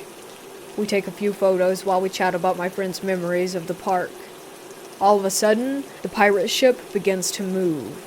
Slow at first, so slow that I thought that I had imagined it, but then it started to swing more clearly. Since we don't feel the creepy vibes that we felt at the karaoke bar, we decide to stay and watch. After a few minutes, my friend remarks that we should head back soon, since she wouldn't want to be in this place after dark. Immediately after those words left her mouth, it got darker, as if it were suddenly twilight. Remember the dogs who barked when we entered the park? They had been quiet since they realized that we were not a threat. But now, they go wild. barking and howling in the distance. My friend and I don't hesitate and make a run for it. We run through the dark, overgrown park while the dogs go crazy. It was surreal. Once we reach to the hole in the fence, we crawl out as fast as we can and suddenly we feel safe again. I swear, once outside, the sun was shining bright. We looked up to see if it was just a well-timed cloud that had moved in front of the sun, but we couldn't see anything. To this day, my friend is convinced that something told us to leave, since it got dark right after we decided to go home once it was getting dark. I don't believe in these kinds of theories, but feeling-wise, it genuinely felt as if we had went through some sort of gateway when we entered that area, as if it was its own little world. The contrast was just that big. Back home we talked about our experiences. Apparently we both felt uneasy in the karaoke bar long before we actually voiced those feelings. I told her about the creepy vibe I got from the door, and showed her a picture that I took of it when we first entered the building. She tells me she felt the same thing, and took a picture just before we left. Upon comparison, we realized that the door is cracked open a little bit in my photo, but in hers, it's half open. These photos were taken 5 minutes apart, and it seems very unlikely that someone snuck in to open it while we were on the second floor. The dog pack was in a different area of the park, and there was no wind that day. I don't have an explanation, but given our other experiences at the park, this creeped me out even more. Like I said, I have experienced strange things in the past, but nothing like this. In the hour that we spent at that park, I went from a skeptic to a believer. I would love to go back someday and see what happens.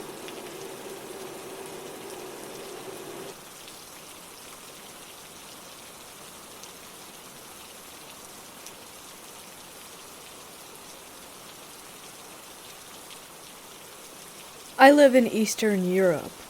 Well, more specifically in Romania.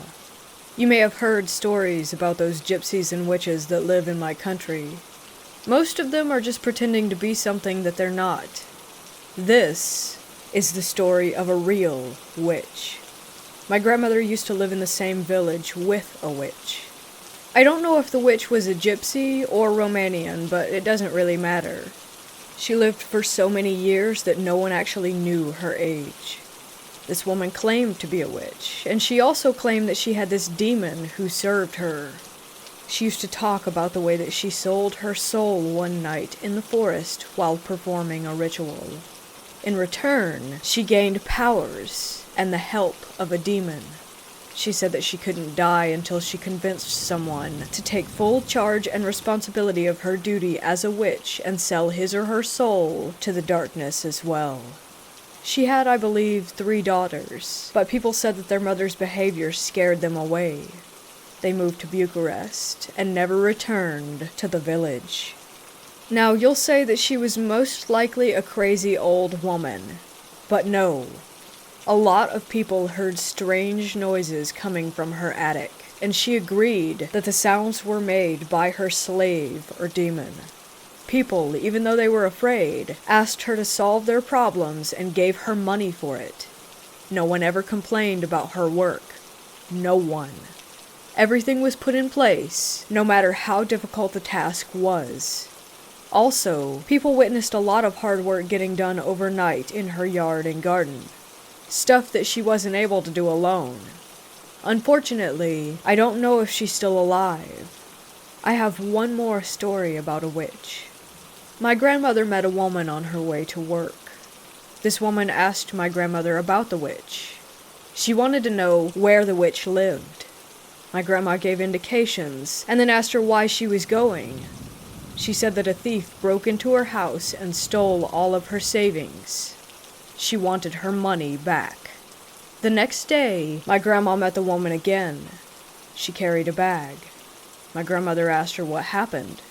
She said she went to the witch and received the promise that she was able to find the money on the table when she returned home.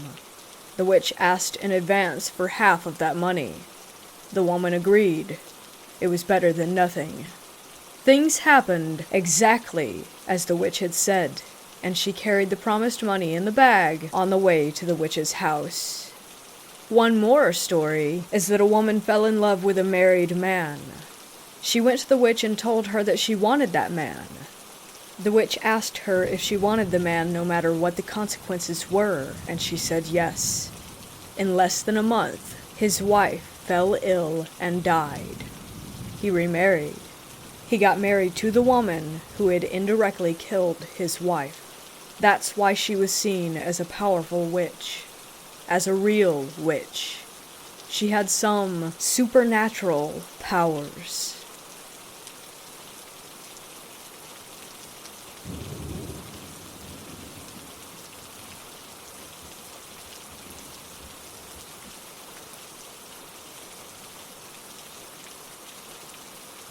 This incident happened to me when I was 14, and I've told the story and gone over it in my mind so many times exactly as it happened that it feels as if it were just yesterday. My uncle, 2 younger cousins, aunt, and I had gone up to the Rocky Mountains to have some fresh air and watch the stars. We went up a lot back then, when you were still allowed to at night. Now that park closes at 10, sadly, and our adventure such as this one ended about 3 months after this incident. Those 2 things are somehow inextricably linked in my mind. I can't help but wonder.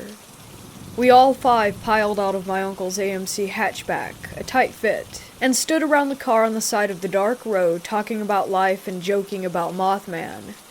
Betty, my aunt, was the first to hear a noise in the woods across the road to our left, but we dismissed it as an animal, and the adults and I, being older and in on the joke, tried to scare the kids.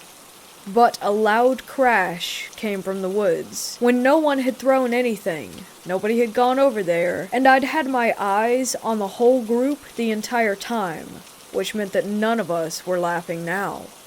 My uncle chuckled nervously. Let's get in the car. We got in silently. Something had changed.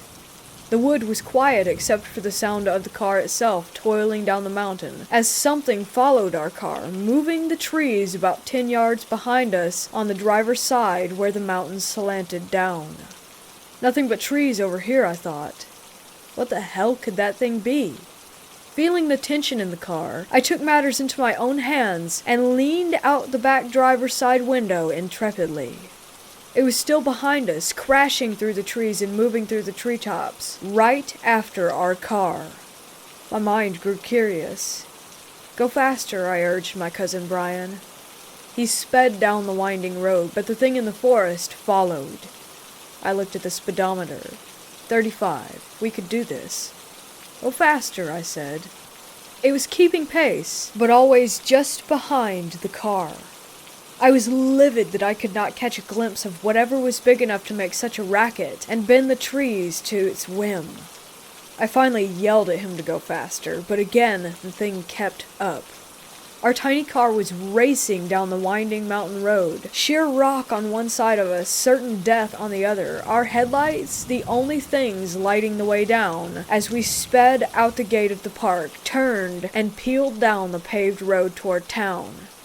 The kids were in tears. Brian nearly was too. Betty was silent. Something which, if you knew her, you'd know the gravity of the situation when she actually chooses to shut up. Brian was yelling back at me and asking me what that thing was as I crawled back into my seat and buckled up. No, I said dejectedly. I couldn't see a thing. Months later, I tried to talk to my family about the occurrence, and found that none of them even remembered it except Betty. They had blocked it out of their memories, I guess from sheer shock, the poor souls. Even to this day, my uncle and younger cousins don't even want to talk about it. Looking back now and having watched a lot of Bigfoot investigations since, it's a likely possibility that what I didn't see was a Sasquatch. However, there were things even weirder than that in this local area.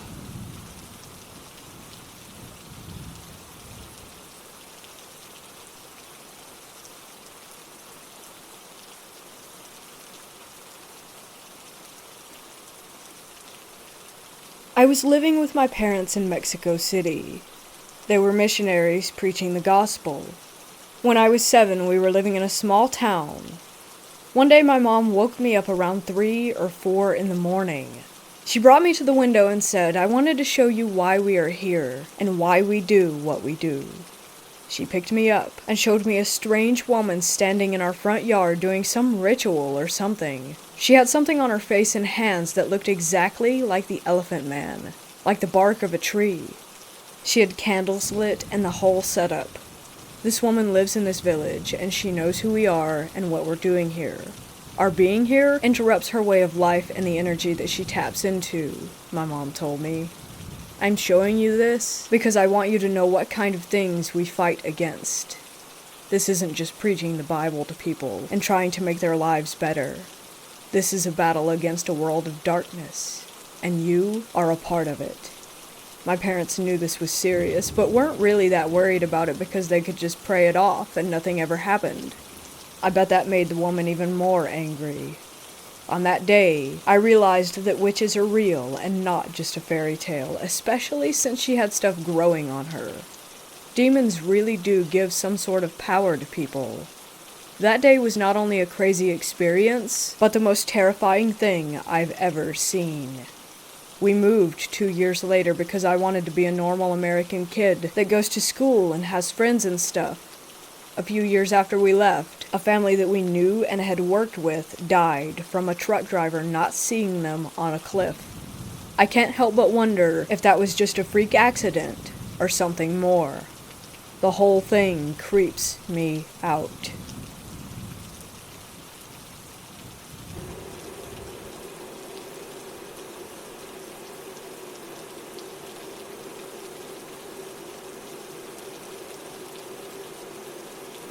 When I was 16 years old, I'm female by the way, my friends and I decided that it would be fun to go out to an old abandoned farmhouse that was rumored to be haunted.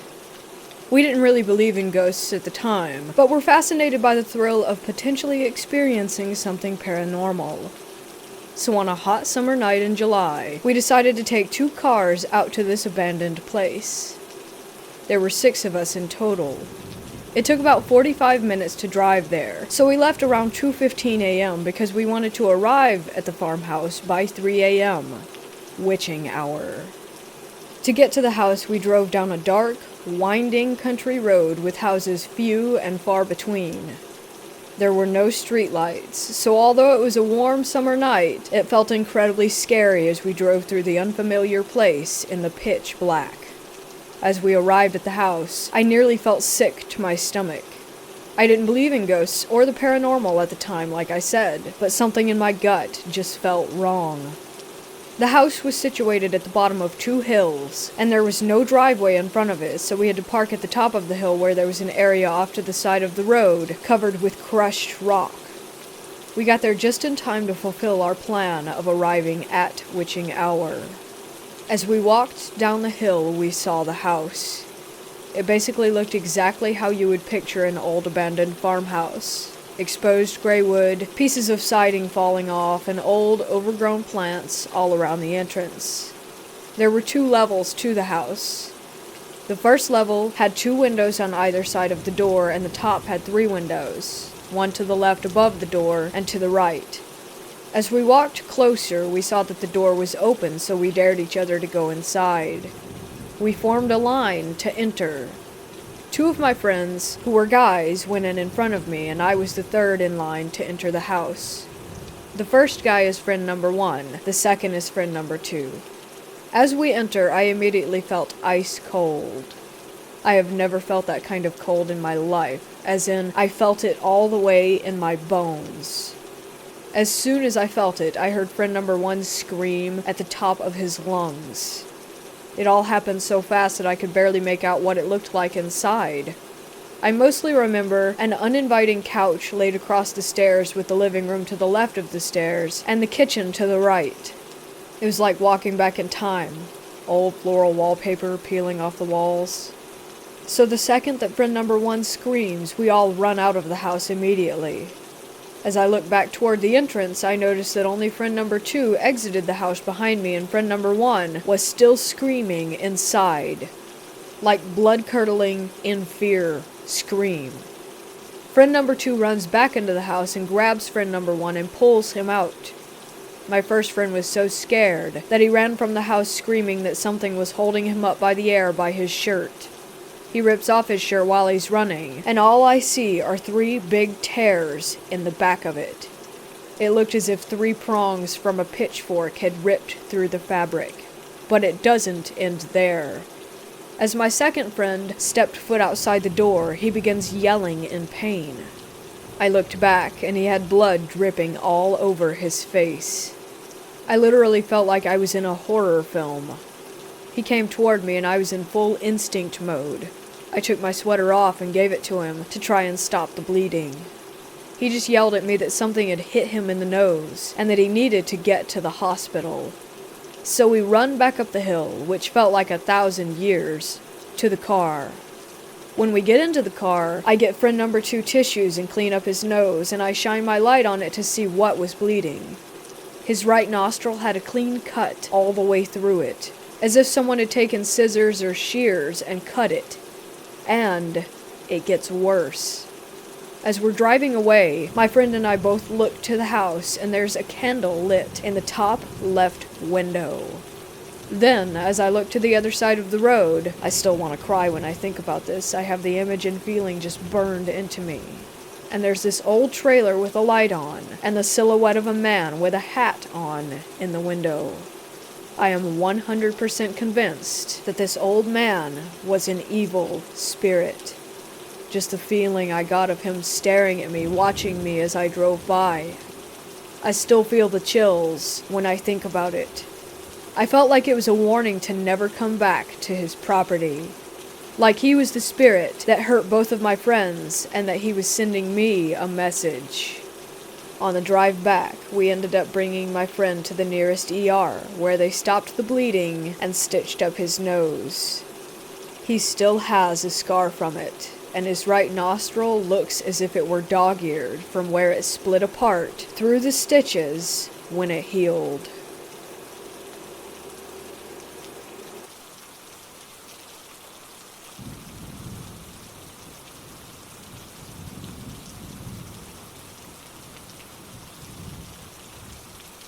I'm married with 3 kids. The kids are older, 20, 17, and 10. We just bought a house and moved in the first week of December. Our room and my daughter's rooms are upstairs, and my 20-year-old son has a room in the basement. There's a storage room across from his room, then a big area with a fireplace where I have my gaming console, TV, and chair set up. Anyhow, on Christmas Day, the wife and kids were getting ready to go to her dad's house. I wasn't going because me and her dad didn't get along. I fire up the PlayStation in the basement and put on my headset. They're all upstairs running around because they're going to be late, and I see my son come downstairs and head into his room to grab something. A few minutes go by and I'm focusing on my game. Out of the corner of my eye, I see what I thought was my son leave his room and walk into the storage room, then slam the door hard and loud enough that I hear it through my noise-canceling headset. I pull off my headset and yell, "What the hell, man?" and look over at the storage room. The house is quiet. I walk over and open the storage room door. It's a 10 by 10 room with no windows and nothing in it. I look in his room, but he's not in there. I go upstairs, and they've already left. The van is gone. I told my wife about it, and she just laughed. Funny thing is, I never mentioned it to my son, but the other day I came home from work and he says, "Damn, Dad, I could hear you in the gaming room until like 4 a.m. I'm surprised you made it to work this morning." Me and all the girls had gone to bed by 9 p.m. the night before.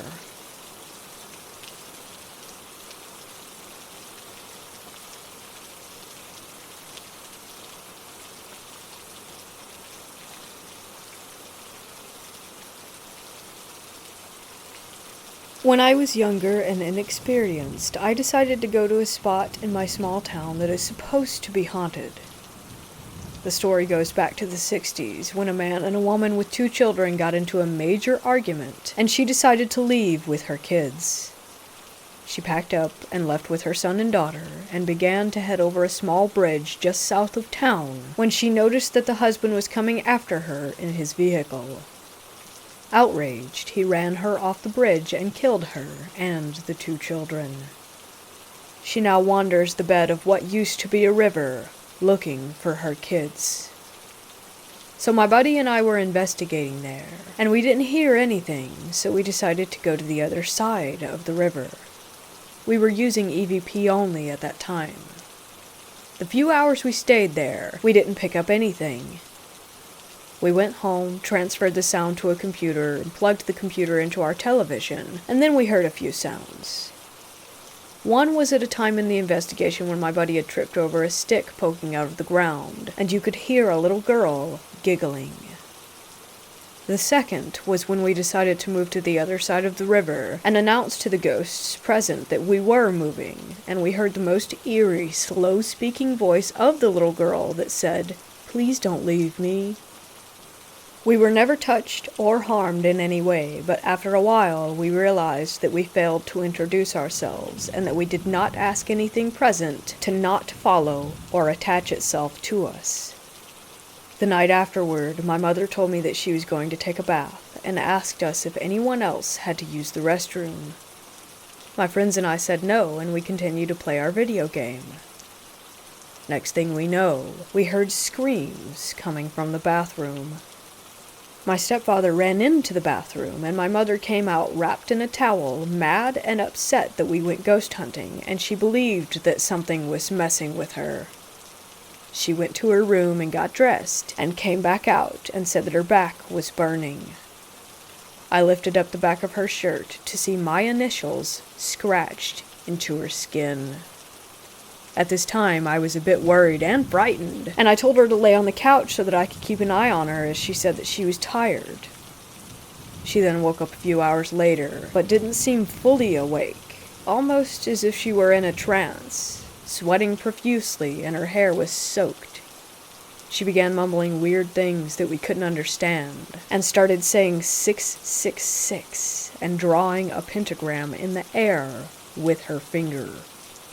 I decided to look up a prayer, hoping that this would help. I ended up finding the St. Michael prayer, and my friends and I began chanting it. As we were chanting, she began screaming and cursing in a disembodied voice, and then suddenly dropped back down to the couch and passed back out. She woke up like nothing had even happened, and was confused as we explained. After time passed and nothing else occurred, I decided to go to a friend's house who was female. As I was headed there, I got a text message notification that said, "Where are you going? You're not."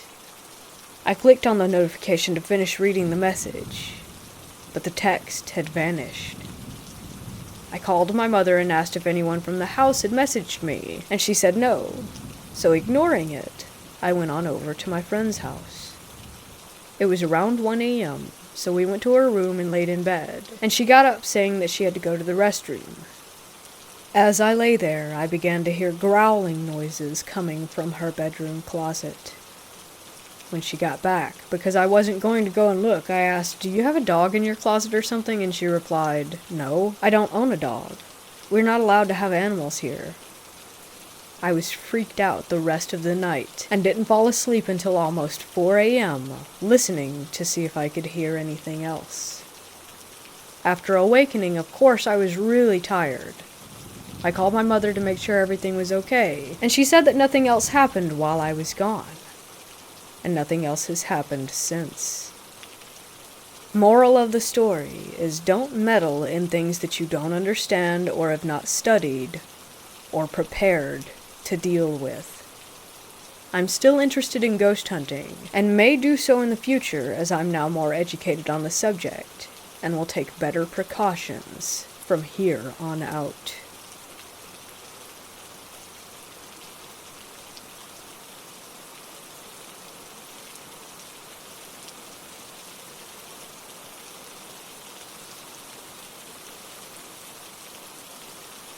Me and my friends went into the forest that's in my backyard. We went at least 5 minutes deep into the woods, down to a stream. We looked across the stream and saw a log, or at least what we thought was a log. It might have been, but one of us pointed out that it seemed to have turned its head. We ran as fast as we could back out of there. This was during a sleepover. We went to sleep around 3, but I ended up waking up around 4 after hearing a noise. I saw a shadowy figure that immediately disappeared once I laid eyes on it. I haven't seen anything else since. It could have just been my imagination, but I could have sworn that I did in fact see it. And it had the same outline as what we saw from a distance earlier that afternoon. My friends and I told me that I was just being paranoid, but I don't think I was. So I checked it out again in the same place, and the log figure was gone. So I still feel as if that thing were not after me, but after one of my friends. 2 years later, and still, I haven't heard or seen anything of it. Although every now and then, I do get the feeling that I'm being watched. I've been getting a little less sleep, but I think that might just be the fact that my sleep schedule is trying to adjust, but I still don't know what that thing is, and whether or not it was real, or if it was just part of my mind playing tricks on me. But again, I don't think that was it. Remember when I said I hadn't seen anything of it since? Well, I lied. The other day I went back into the forest, and there it was, in the same position that me and my friends had seen it in 2 years ago. I brought them over there, and they confirmed that they were seeing the same thing. It did not look over this time, but I've had an uneasy feeling ever since. They started to stop with the feeling 1 year afterward, but when I saw it a few days ago, the uneasy feeling increased. I don't know what it is, or what it wants, but I don't like it. It's not anything I've seen in any paranormal YouTube videos or anything else about the paranormal, which leads me back to believing that it wasn't real. But my friends confirmed that it was real, and I'm not questioning what they said. So it was real, and it was scary. I hope the uneasy feeling goes down soon, and if the thing ever comes near my house again, I'm going to call the police. Oh, and I forgot to mention that the morning after the sleepover, I saw not footprints, but something else that I can't quite put my finger on. Something that no human foot could ever have made. I have no idea what it was, and don't plan on trying to figure it out.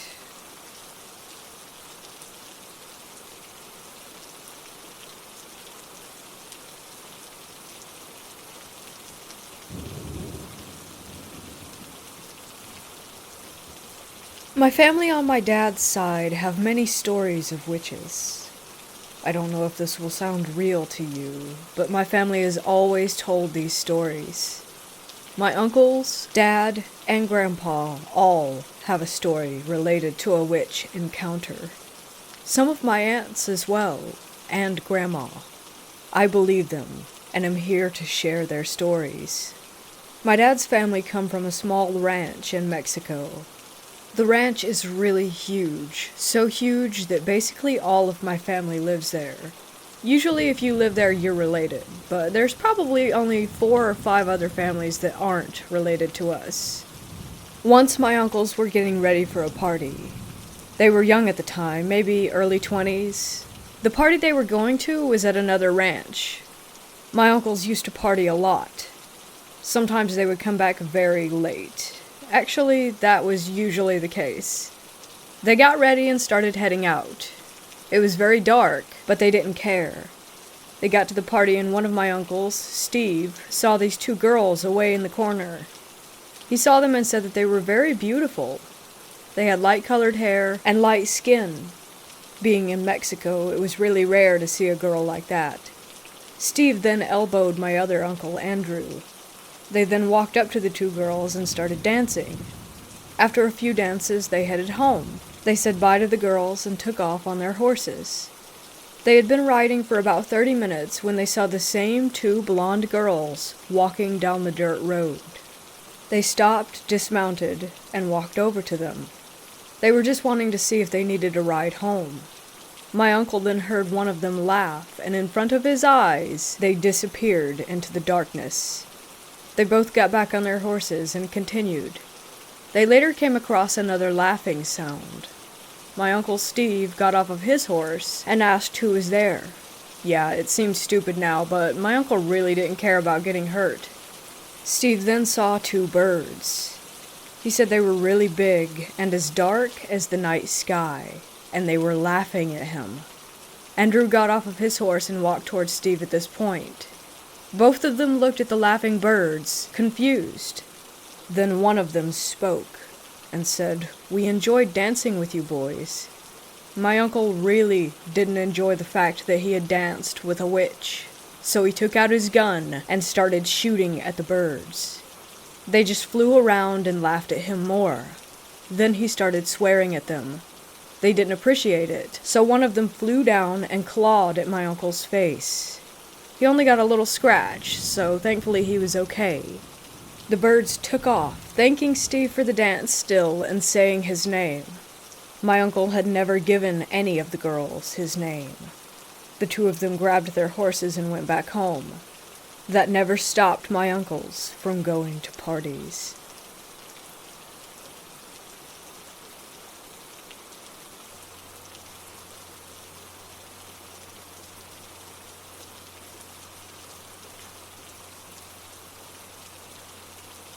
I have lived in my apartment for 3 years now, and other than things falling randomly that I would usually blame on my cats, I have never experienced anything paranormal.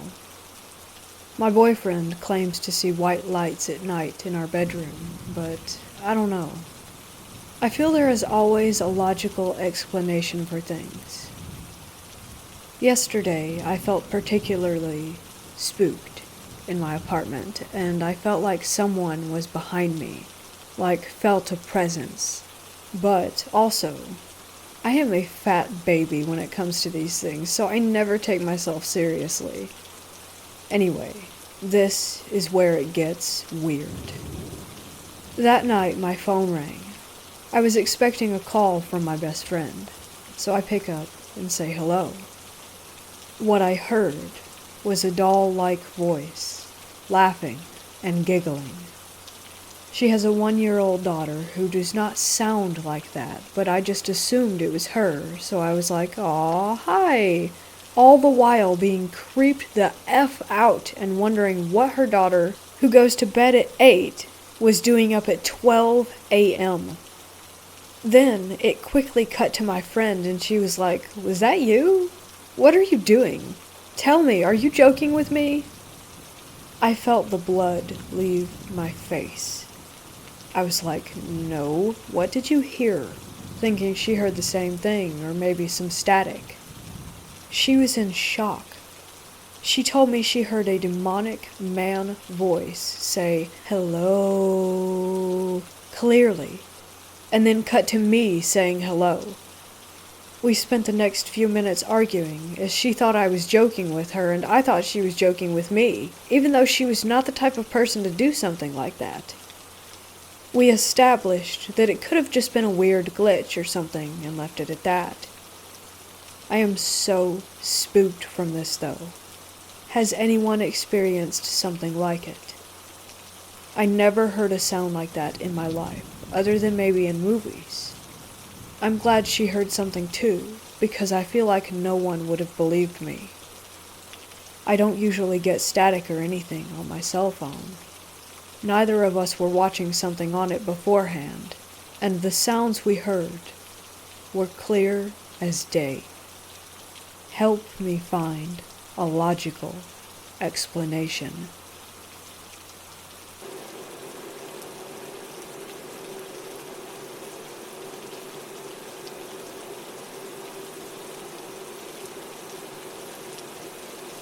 My family lives near a very large conference center in northeast Georgia.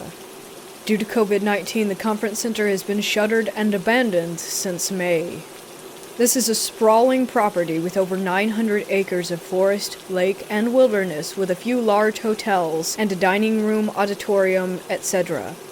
It's been around for about 50 to 60 years, although my family has only been in the area since the 90s. My girlfriend and I decided to explore the property, since it's been abandoned for months now. The entrance is very securely gated.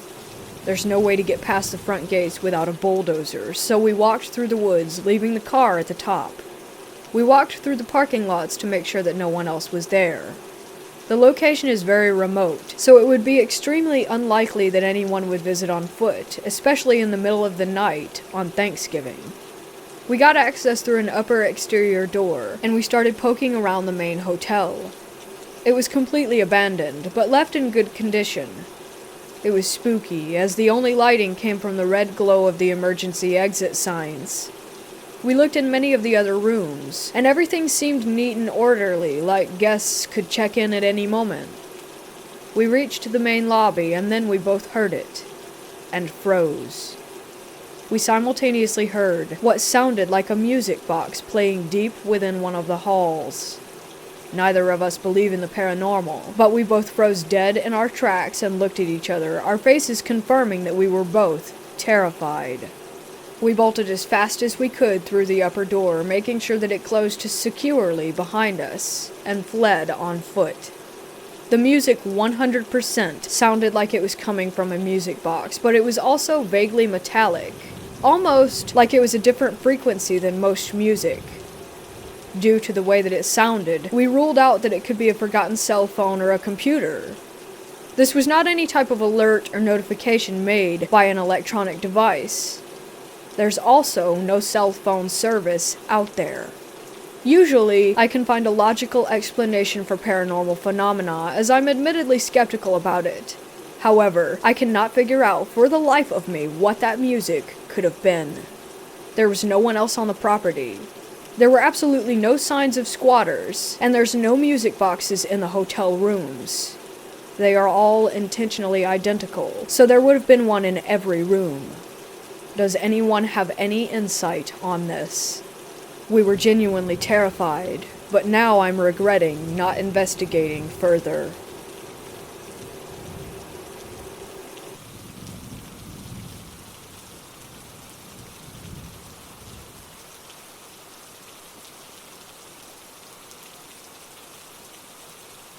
My brother and I were staying out at night at our grandparents' house, and now for context, her house is in the middle of the ghetto in Golf Manor. Anyway, me and my brother were watching TV and my grandma was at the store, and then suddenly my brother says, "Want to go into the basement?"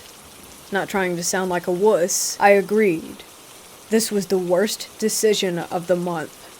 We go into the basement, and it is creepy as hell, and when we reach the bottom of the staircase, the door shuts behind us. Now, I just shake it off as natural, but still, I feel uneasy. We go into the garage because her garage is in the basement, so we start going through. We find a rusty pipe and a motorcycle handlebar and some faint writing on the wall. We obviously find other things like a lawnmower and lawn stuff too. But then, we heard a loud bang, like the sound of a metal door slamming. It was the laundry room door. We almost crapped our pants, and we ran back upstairs, scared as hell. Later that night, we started to fall asleep. Grandma was already asleep. We heard what sounded like all the basement doors opening and slamming shut. Grandma, like I said, was not awake. We ended up finally falling asleep and told her about what happened the next morning. She just laughed and said, "That's just Jim messing with you." And then she explained that Jim was the old house owner who had died there. That didn't really help us much, but it did ease our minds.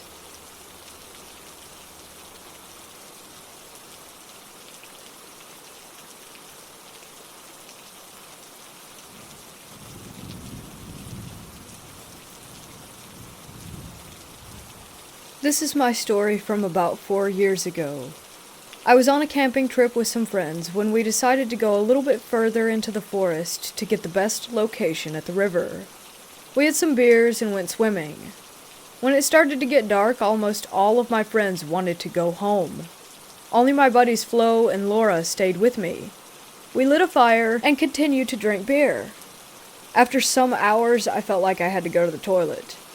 No problem, even had toilet paper in my backpack. Our camp was located right at the river, and a big field of high grass separated us from the forest. I decided to go to the high grass right in front of the trees, so I grabbed my phone as a flashlight and grabbed the toilet paper and went in the direction of the forest. It was pitch black, and because of the branches of the trees, I couldn't even see into the forest with my flashlight. So I sat down with my back to the forest and started doing my business. I was about 160 feet away from my friends now, and couldn't even hear them talking anymore. When I was almost finished, I heard a sound coming from behind me. It was like the rustle of dry leaves or the crackle of branches. I know it's the kind of horror movie stereotype. I stumbled and said, "Hello? Who's there?" 2 or 3 times, but no one answered. I thought it might be some kind of animal, so I screamed as loud as I could. But to my horror, this thing got even closer. I finished as fast as I could, which still felt like an hour to me, while the sound came closer and closer with each passing second. When I stood up and started running, the thing was so close that I expected it to grab me from behind as I tried to escape. So I ran as fast as I could, screaming and crying. When I arrived at our camp, I told my friends everything. They didn't really believe me, but they were pretty scared themselves. I was 17 at the time, big and muscular, and normally not the type of guy to cry. But this thing made me cry, and it would make me again. I could not sleep at all that night. I sat in my sleeping bag, the river to my back, while staring into the direction of the forest. There were no sounds or anything, just the sound of the wind and darkness. In the morning we packed our stuff and made our way home. I won't go anywhere near that forest anymore. Jokes were often made about me, but I know what I heard, and I get the shivers right now just while writing this. In Germany we have no dangerous animals living in the forests, but every animal in our forest would avoid contact with humans, especially when you shout at them.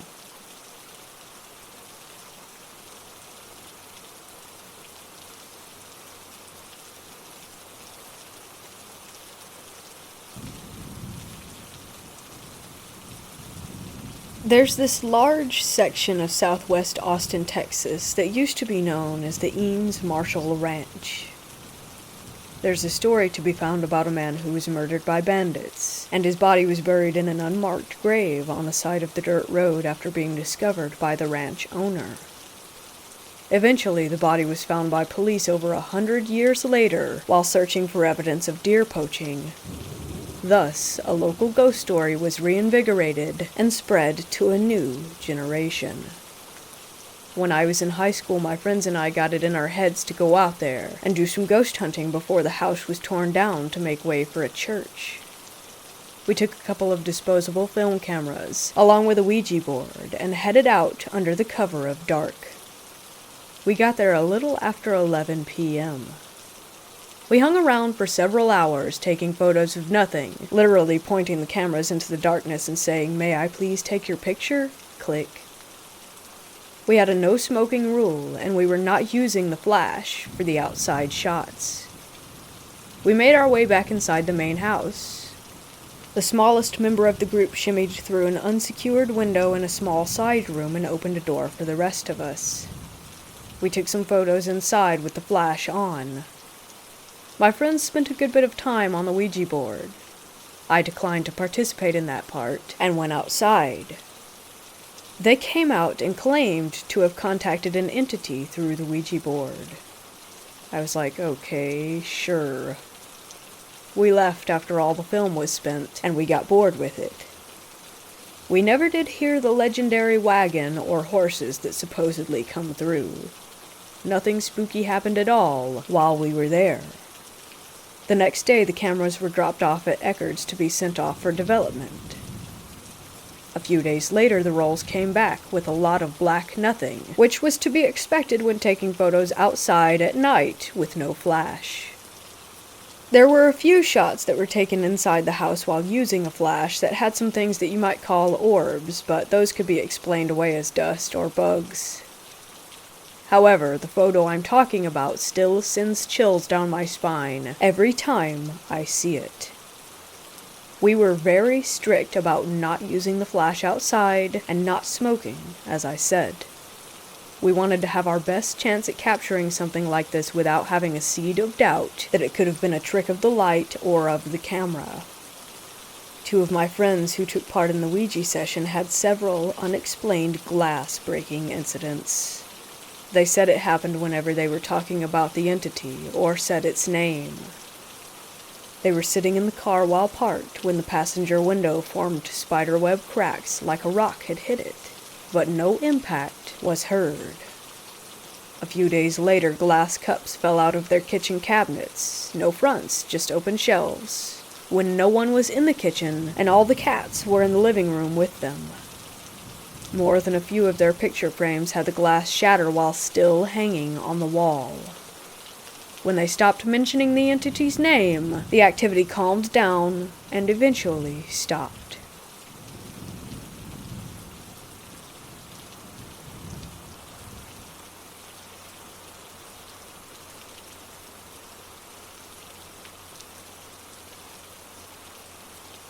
This is an encounter I experienced in the summer of 2009. I was born and raised in the plains of Texas, specifically in an area where black-eyed kids sightings are prevalent. I had heard the stories, tales, legends, whatever you want to call them, since I was a young man, but never truly believed them. The black-eyed kids were mainly something I entertained as a joke, or something to get a rise out of people. This changed in the summer of 2009.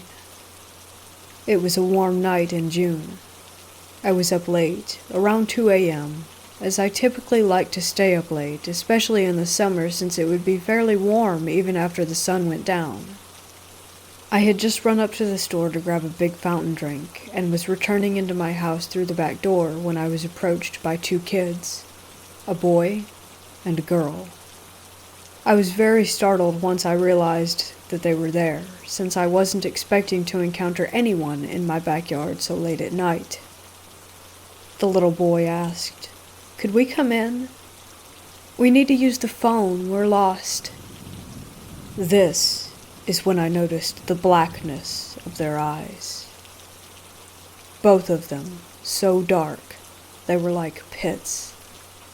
This is also when my heart sank. I couldn't believe I was actually seeing them, that they were there, right in front of me. As I mentioned before, I had heard the legends of the black-eyed children most of my life, so there was no way I was going to let them in my house. I darted inside and locked the back door as quickly as I could. Once I was in, I ran upstairs and flipped on the lights to try and see if they were still outside. Thankfully, by then, they were gone. I had so much adrenaline pumping by that point, though, that I grabbed a weapon and began searching the house and making sure all doors and windows were locked. It took me hours to get to sleep that night, and it's an encounter that will stay with me for the rest of my life. These entities took the form of something most people view as innocent, weak, mild, and try to trick unsuspecting people and do God knows what with or to them. I'm just glad my reflexes kicked in and I was able to live to tell the tale.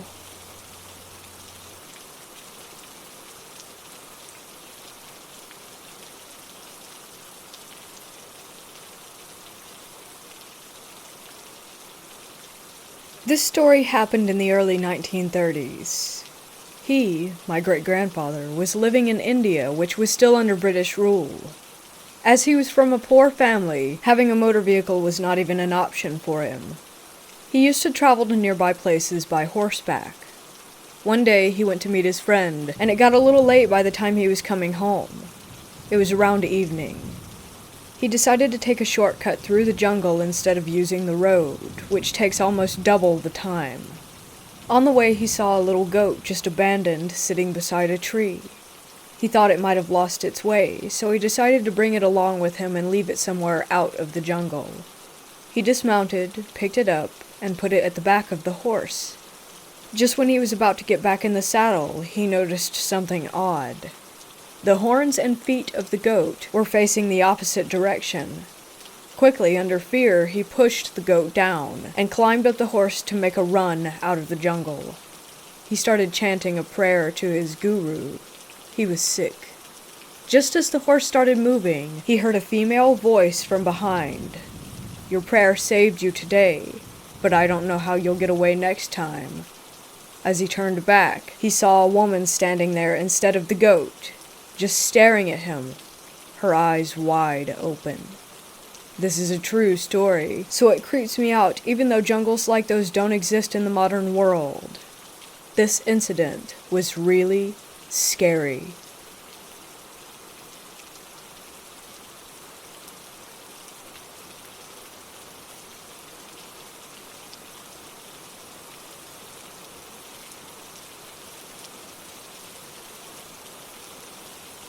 My friend Ava hasn't lived with her mom in over 2 years since she moved in with her boyfriend. But recently I went back to her mom's house with her to grab some plants that she had propagated and have lunch. It was a normal day and I had been in the house many times before, so it wasn't any different. The visit was short, but when they went upstairs to discuss what they should do with her old room, I was left to my own devices on the first floor. The basement didn't have a door to the downstairs and the dining room was adjacent to it. So naturally, I decided to look down the stairs since it always gave me a spook. I'm not really a huge fan of the paranormal, and I never really had a cut and dry experience. I also never quote-unquote pick up on vibes either, but I hated the vibe of her mom's place, especially the basement. When I went to the stairs, I looked down them and saw a weird, humanoid figure in the darkness staring back at me. My entire body felt fuzzy, and I couldn't move until I heard Ava and her mom coming back down the stairs, and I hightailed it away from there. Not really sure what it was, but Ava has always said that the house was haunted, and that she avoids the basement like the plague.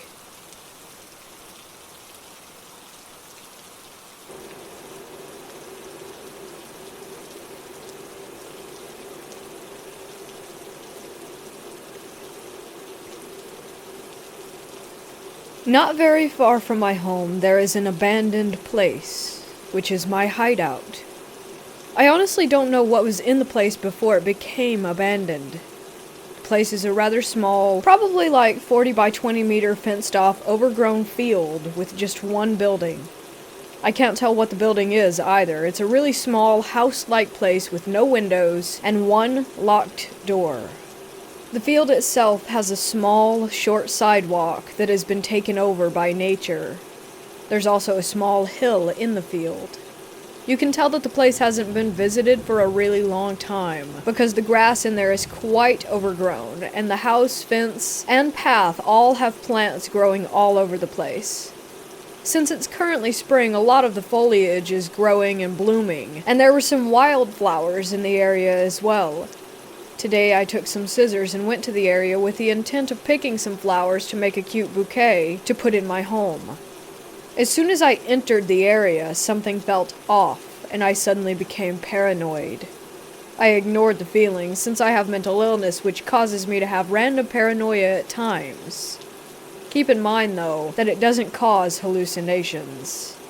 It was still unusual for me to feel paranoid there, because I would usually go there to relax and be calm. It's basically my safe spot. I went on to look around and pick some flowers, but then I heard some footstep-like noises behind me everywhere that I went. I brushed it off again, assuming that it could have been an insect or a small animal like a hedgehog or a rabbit. I felt like I was being watched the entire time, but again, I assumed that it was just my random paranoia. The thing that scared me the most happened when I was about to cut a big, white, pretty flower. The only one of its kind in the whole area. As I was kneeling down to cut it, I suddenly felt a human presence behind me. This caused me to jump up, drop my bouquet out of shock, and yell out, "Whoa!" and turn around. To my surprise, nothing was there. I was very confused, since the presence felt awfully real. I picked up my bouquet and went home.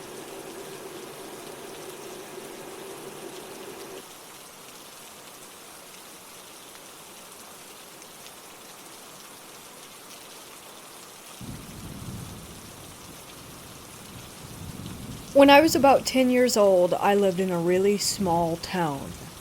My friends and I would often play on the trails near the forest after school or on the weekends, building forts, fishing, etc. One day we were walking on a trail and a lady in her mid-50s or 60s came out of the woods. She had dirt all over her hands and pants. She said that her car broke down and that she needed help. We said that we would go get our parents to come help, but she insisted that we come into the woods. We said no and kept walking, and she just stared at us.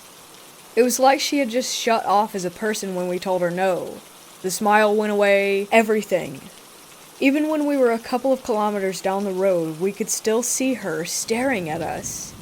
Anyways, we get back to my friend's house, and they're playing tag or something in his backyard. And we're playing tag or something like that in his backyard. One of us starts making fun of the lady that we saw earlier, and out of nowhere, he is launched into his parents' shed. It breaks the window on him, and his arm. We all stood there in shock. His parents came out and started yelling at us, blaming us and saying that we threw him. All of us ended up getting grounded. To this day, we all seem to have the same reoccurring dream of seeing the woman in the woods, except every time I dream it, she is closer and closer to us.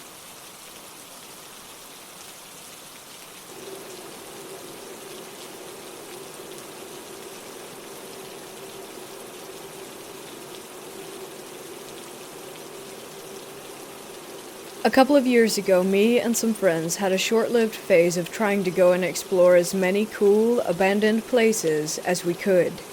One of these was a very old hospital that had been closed for roughly 20 to 30 years, I believe. It was pretty central, in a big town, so it was quite regularly maintained as far as terms of boarding up windows, doors, etc. to keep people out. Our first visit started with us climbing through a window near the middle of the building. We pried a plyboard board up from the window, but as soon as me and 3 other friends got in that room and opened the door into the main hallway, we agreed pretty quickly that we shouldn't be there and left. Unusual for us, as we quite clearly weren't scared of much if we were easily able to break and enter into a building in the middle of town. We'd also never been scared and anxious of anywhere before, and it's weird that all of us agreed that we should leave straight away. Our second visit is where it got properly weird. We went back about 2 weeks later, and all of the plyboard on the windows was replaced with metal sheets, which isn't strange for a building in a large town where people break in regularly, apart from the fact that the window that we went through originally was completely open. We climbed through anyway, and got all the same feelings again, except when we tried to open the door into the hallway. It was locked, and felt as if something was pushed up against the other side of it. We went back through the window, and I was last. As I was about halfway out of the window, I heard a young girl's laugh, pretty much directly behind me in this small room, and I nearly fell out of the window trying to get away from it. I thought it was my mind playing tricks on me at first, until one of my friends asked if I had heard that laugh, and that's why I jumped through this window. All my other friends had heard it too, and said it sounded like it had come from inside the room. All of this is pretty normal stuff, and I'm sure that the door being locked or having something behind it was just someone moving stuff around inside if them and their friends were exploring too. The young girl's laugh that we all heard from the room we were in, and how we felt on both visits, is what we can't explain.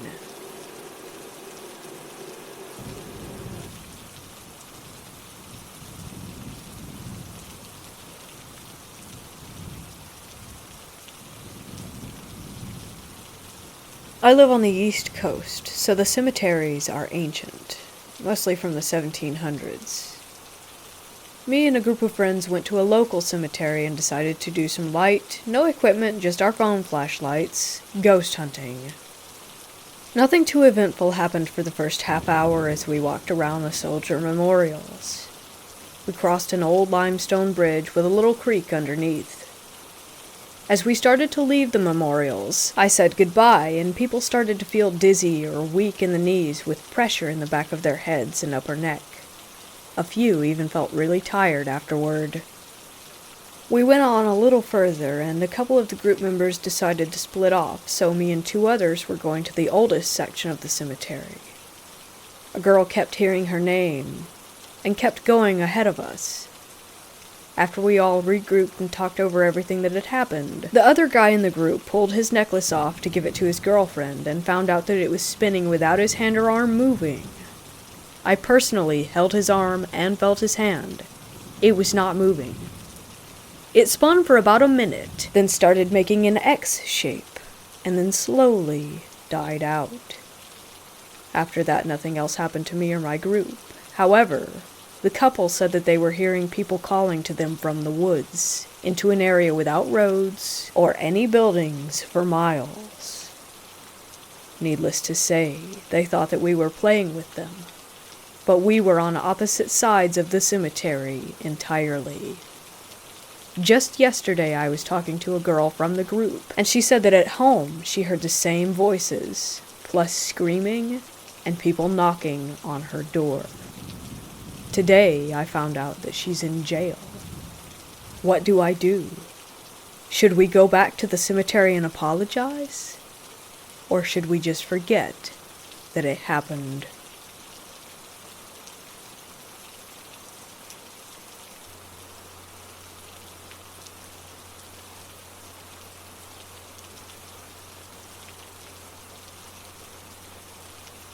Last night, I woke up from a vision where my boyfriend bit me right between the shoulder blades. I turned to look at him, but he was deep asleep. The next morning, he told me that he saw a dream where I bit him between his shoulder blades. We were weirded out by this. There was no bite mark on his back, but it hurt like a bitch, by his words. The day starts going by and I notice him acting strangely.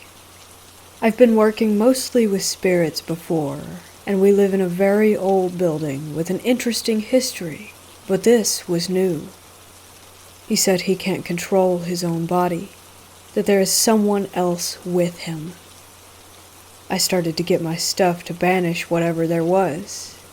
I kept talking to him while gathering my things.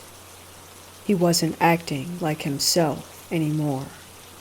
He was very rude, but in a charming way while eating grapes on our bed.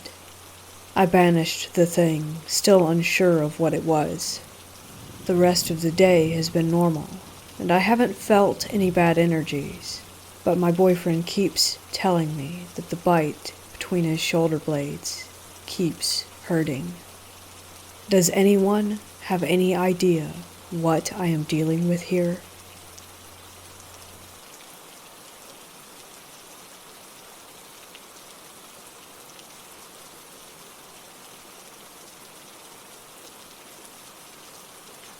The area where I live is a heavily wooded Indian residential area, and we have no neighbors, and the closest town is about 15 minutes away.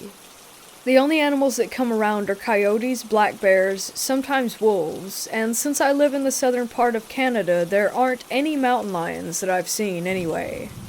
So a few nights ago around 2:50 a.m., I heard my dogs barking like crazy, and I got pretty annoyed by this because they never usually do it. It was hard for me to sleep, and I pulled out my phone to check the time, and like I said, it was almost 3. Since my bedroom has a window, I opened it to call my dogs back, and they didn't stop barking. I tried a few more times, but then I heard a sort of wailing, crying sound from the woods. I heard foxes can sometimes make screaming sounds, but this didn't sound like a fox's cry. I don't think it could have actually been a woman, considering, like I said, that we don't have neighbors. I tried telling my grandfather, but he doesn't hear it, and when I told my grandmother, she didn't want to talk about it, since she can sometimes be superstitious.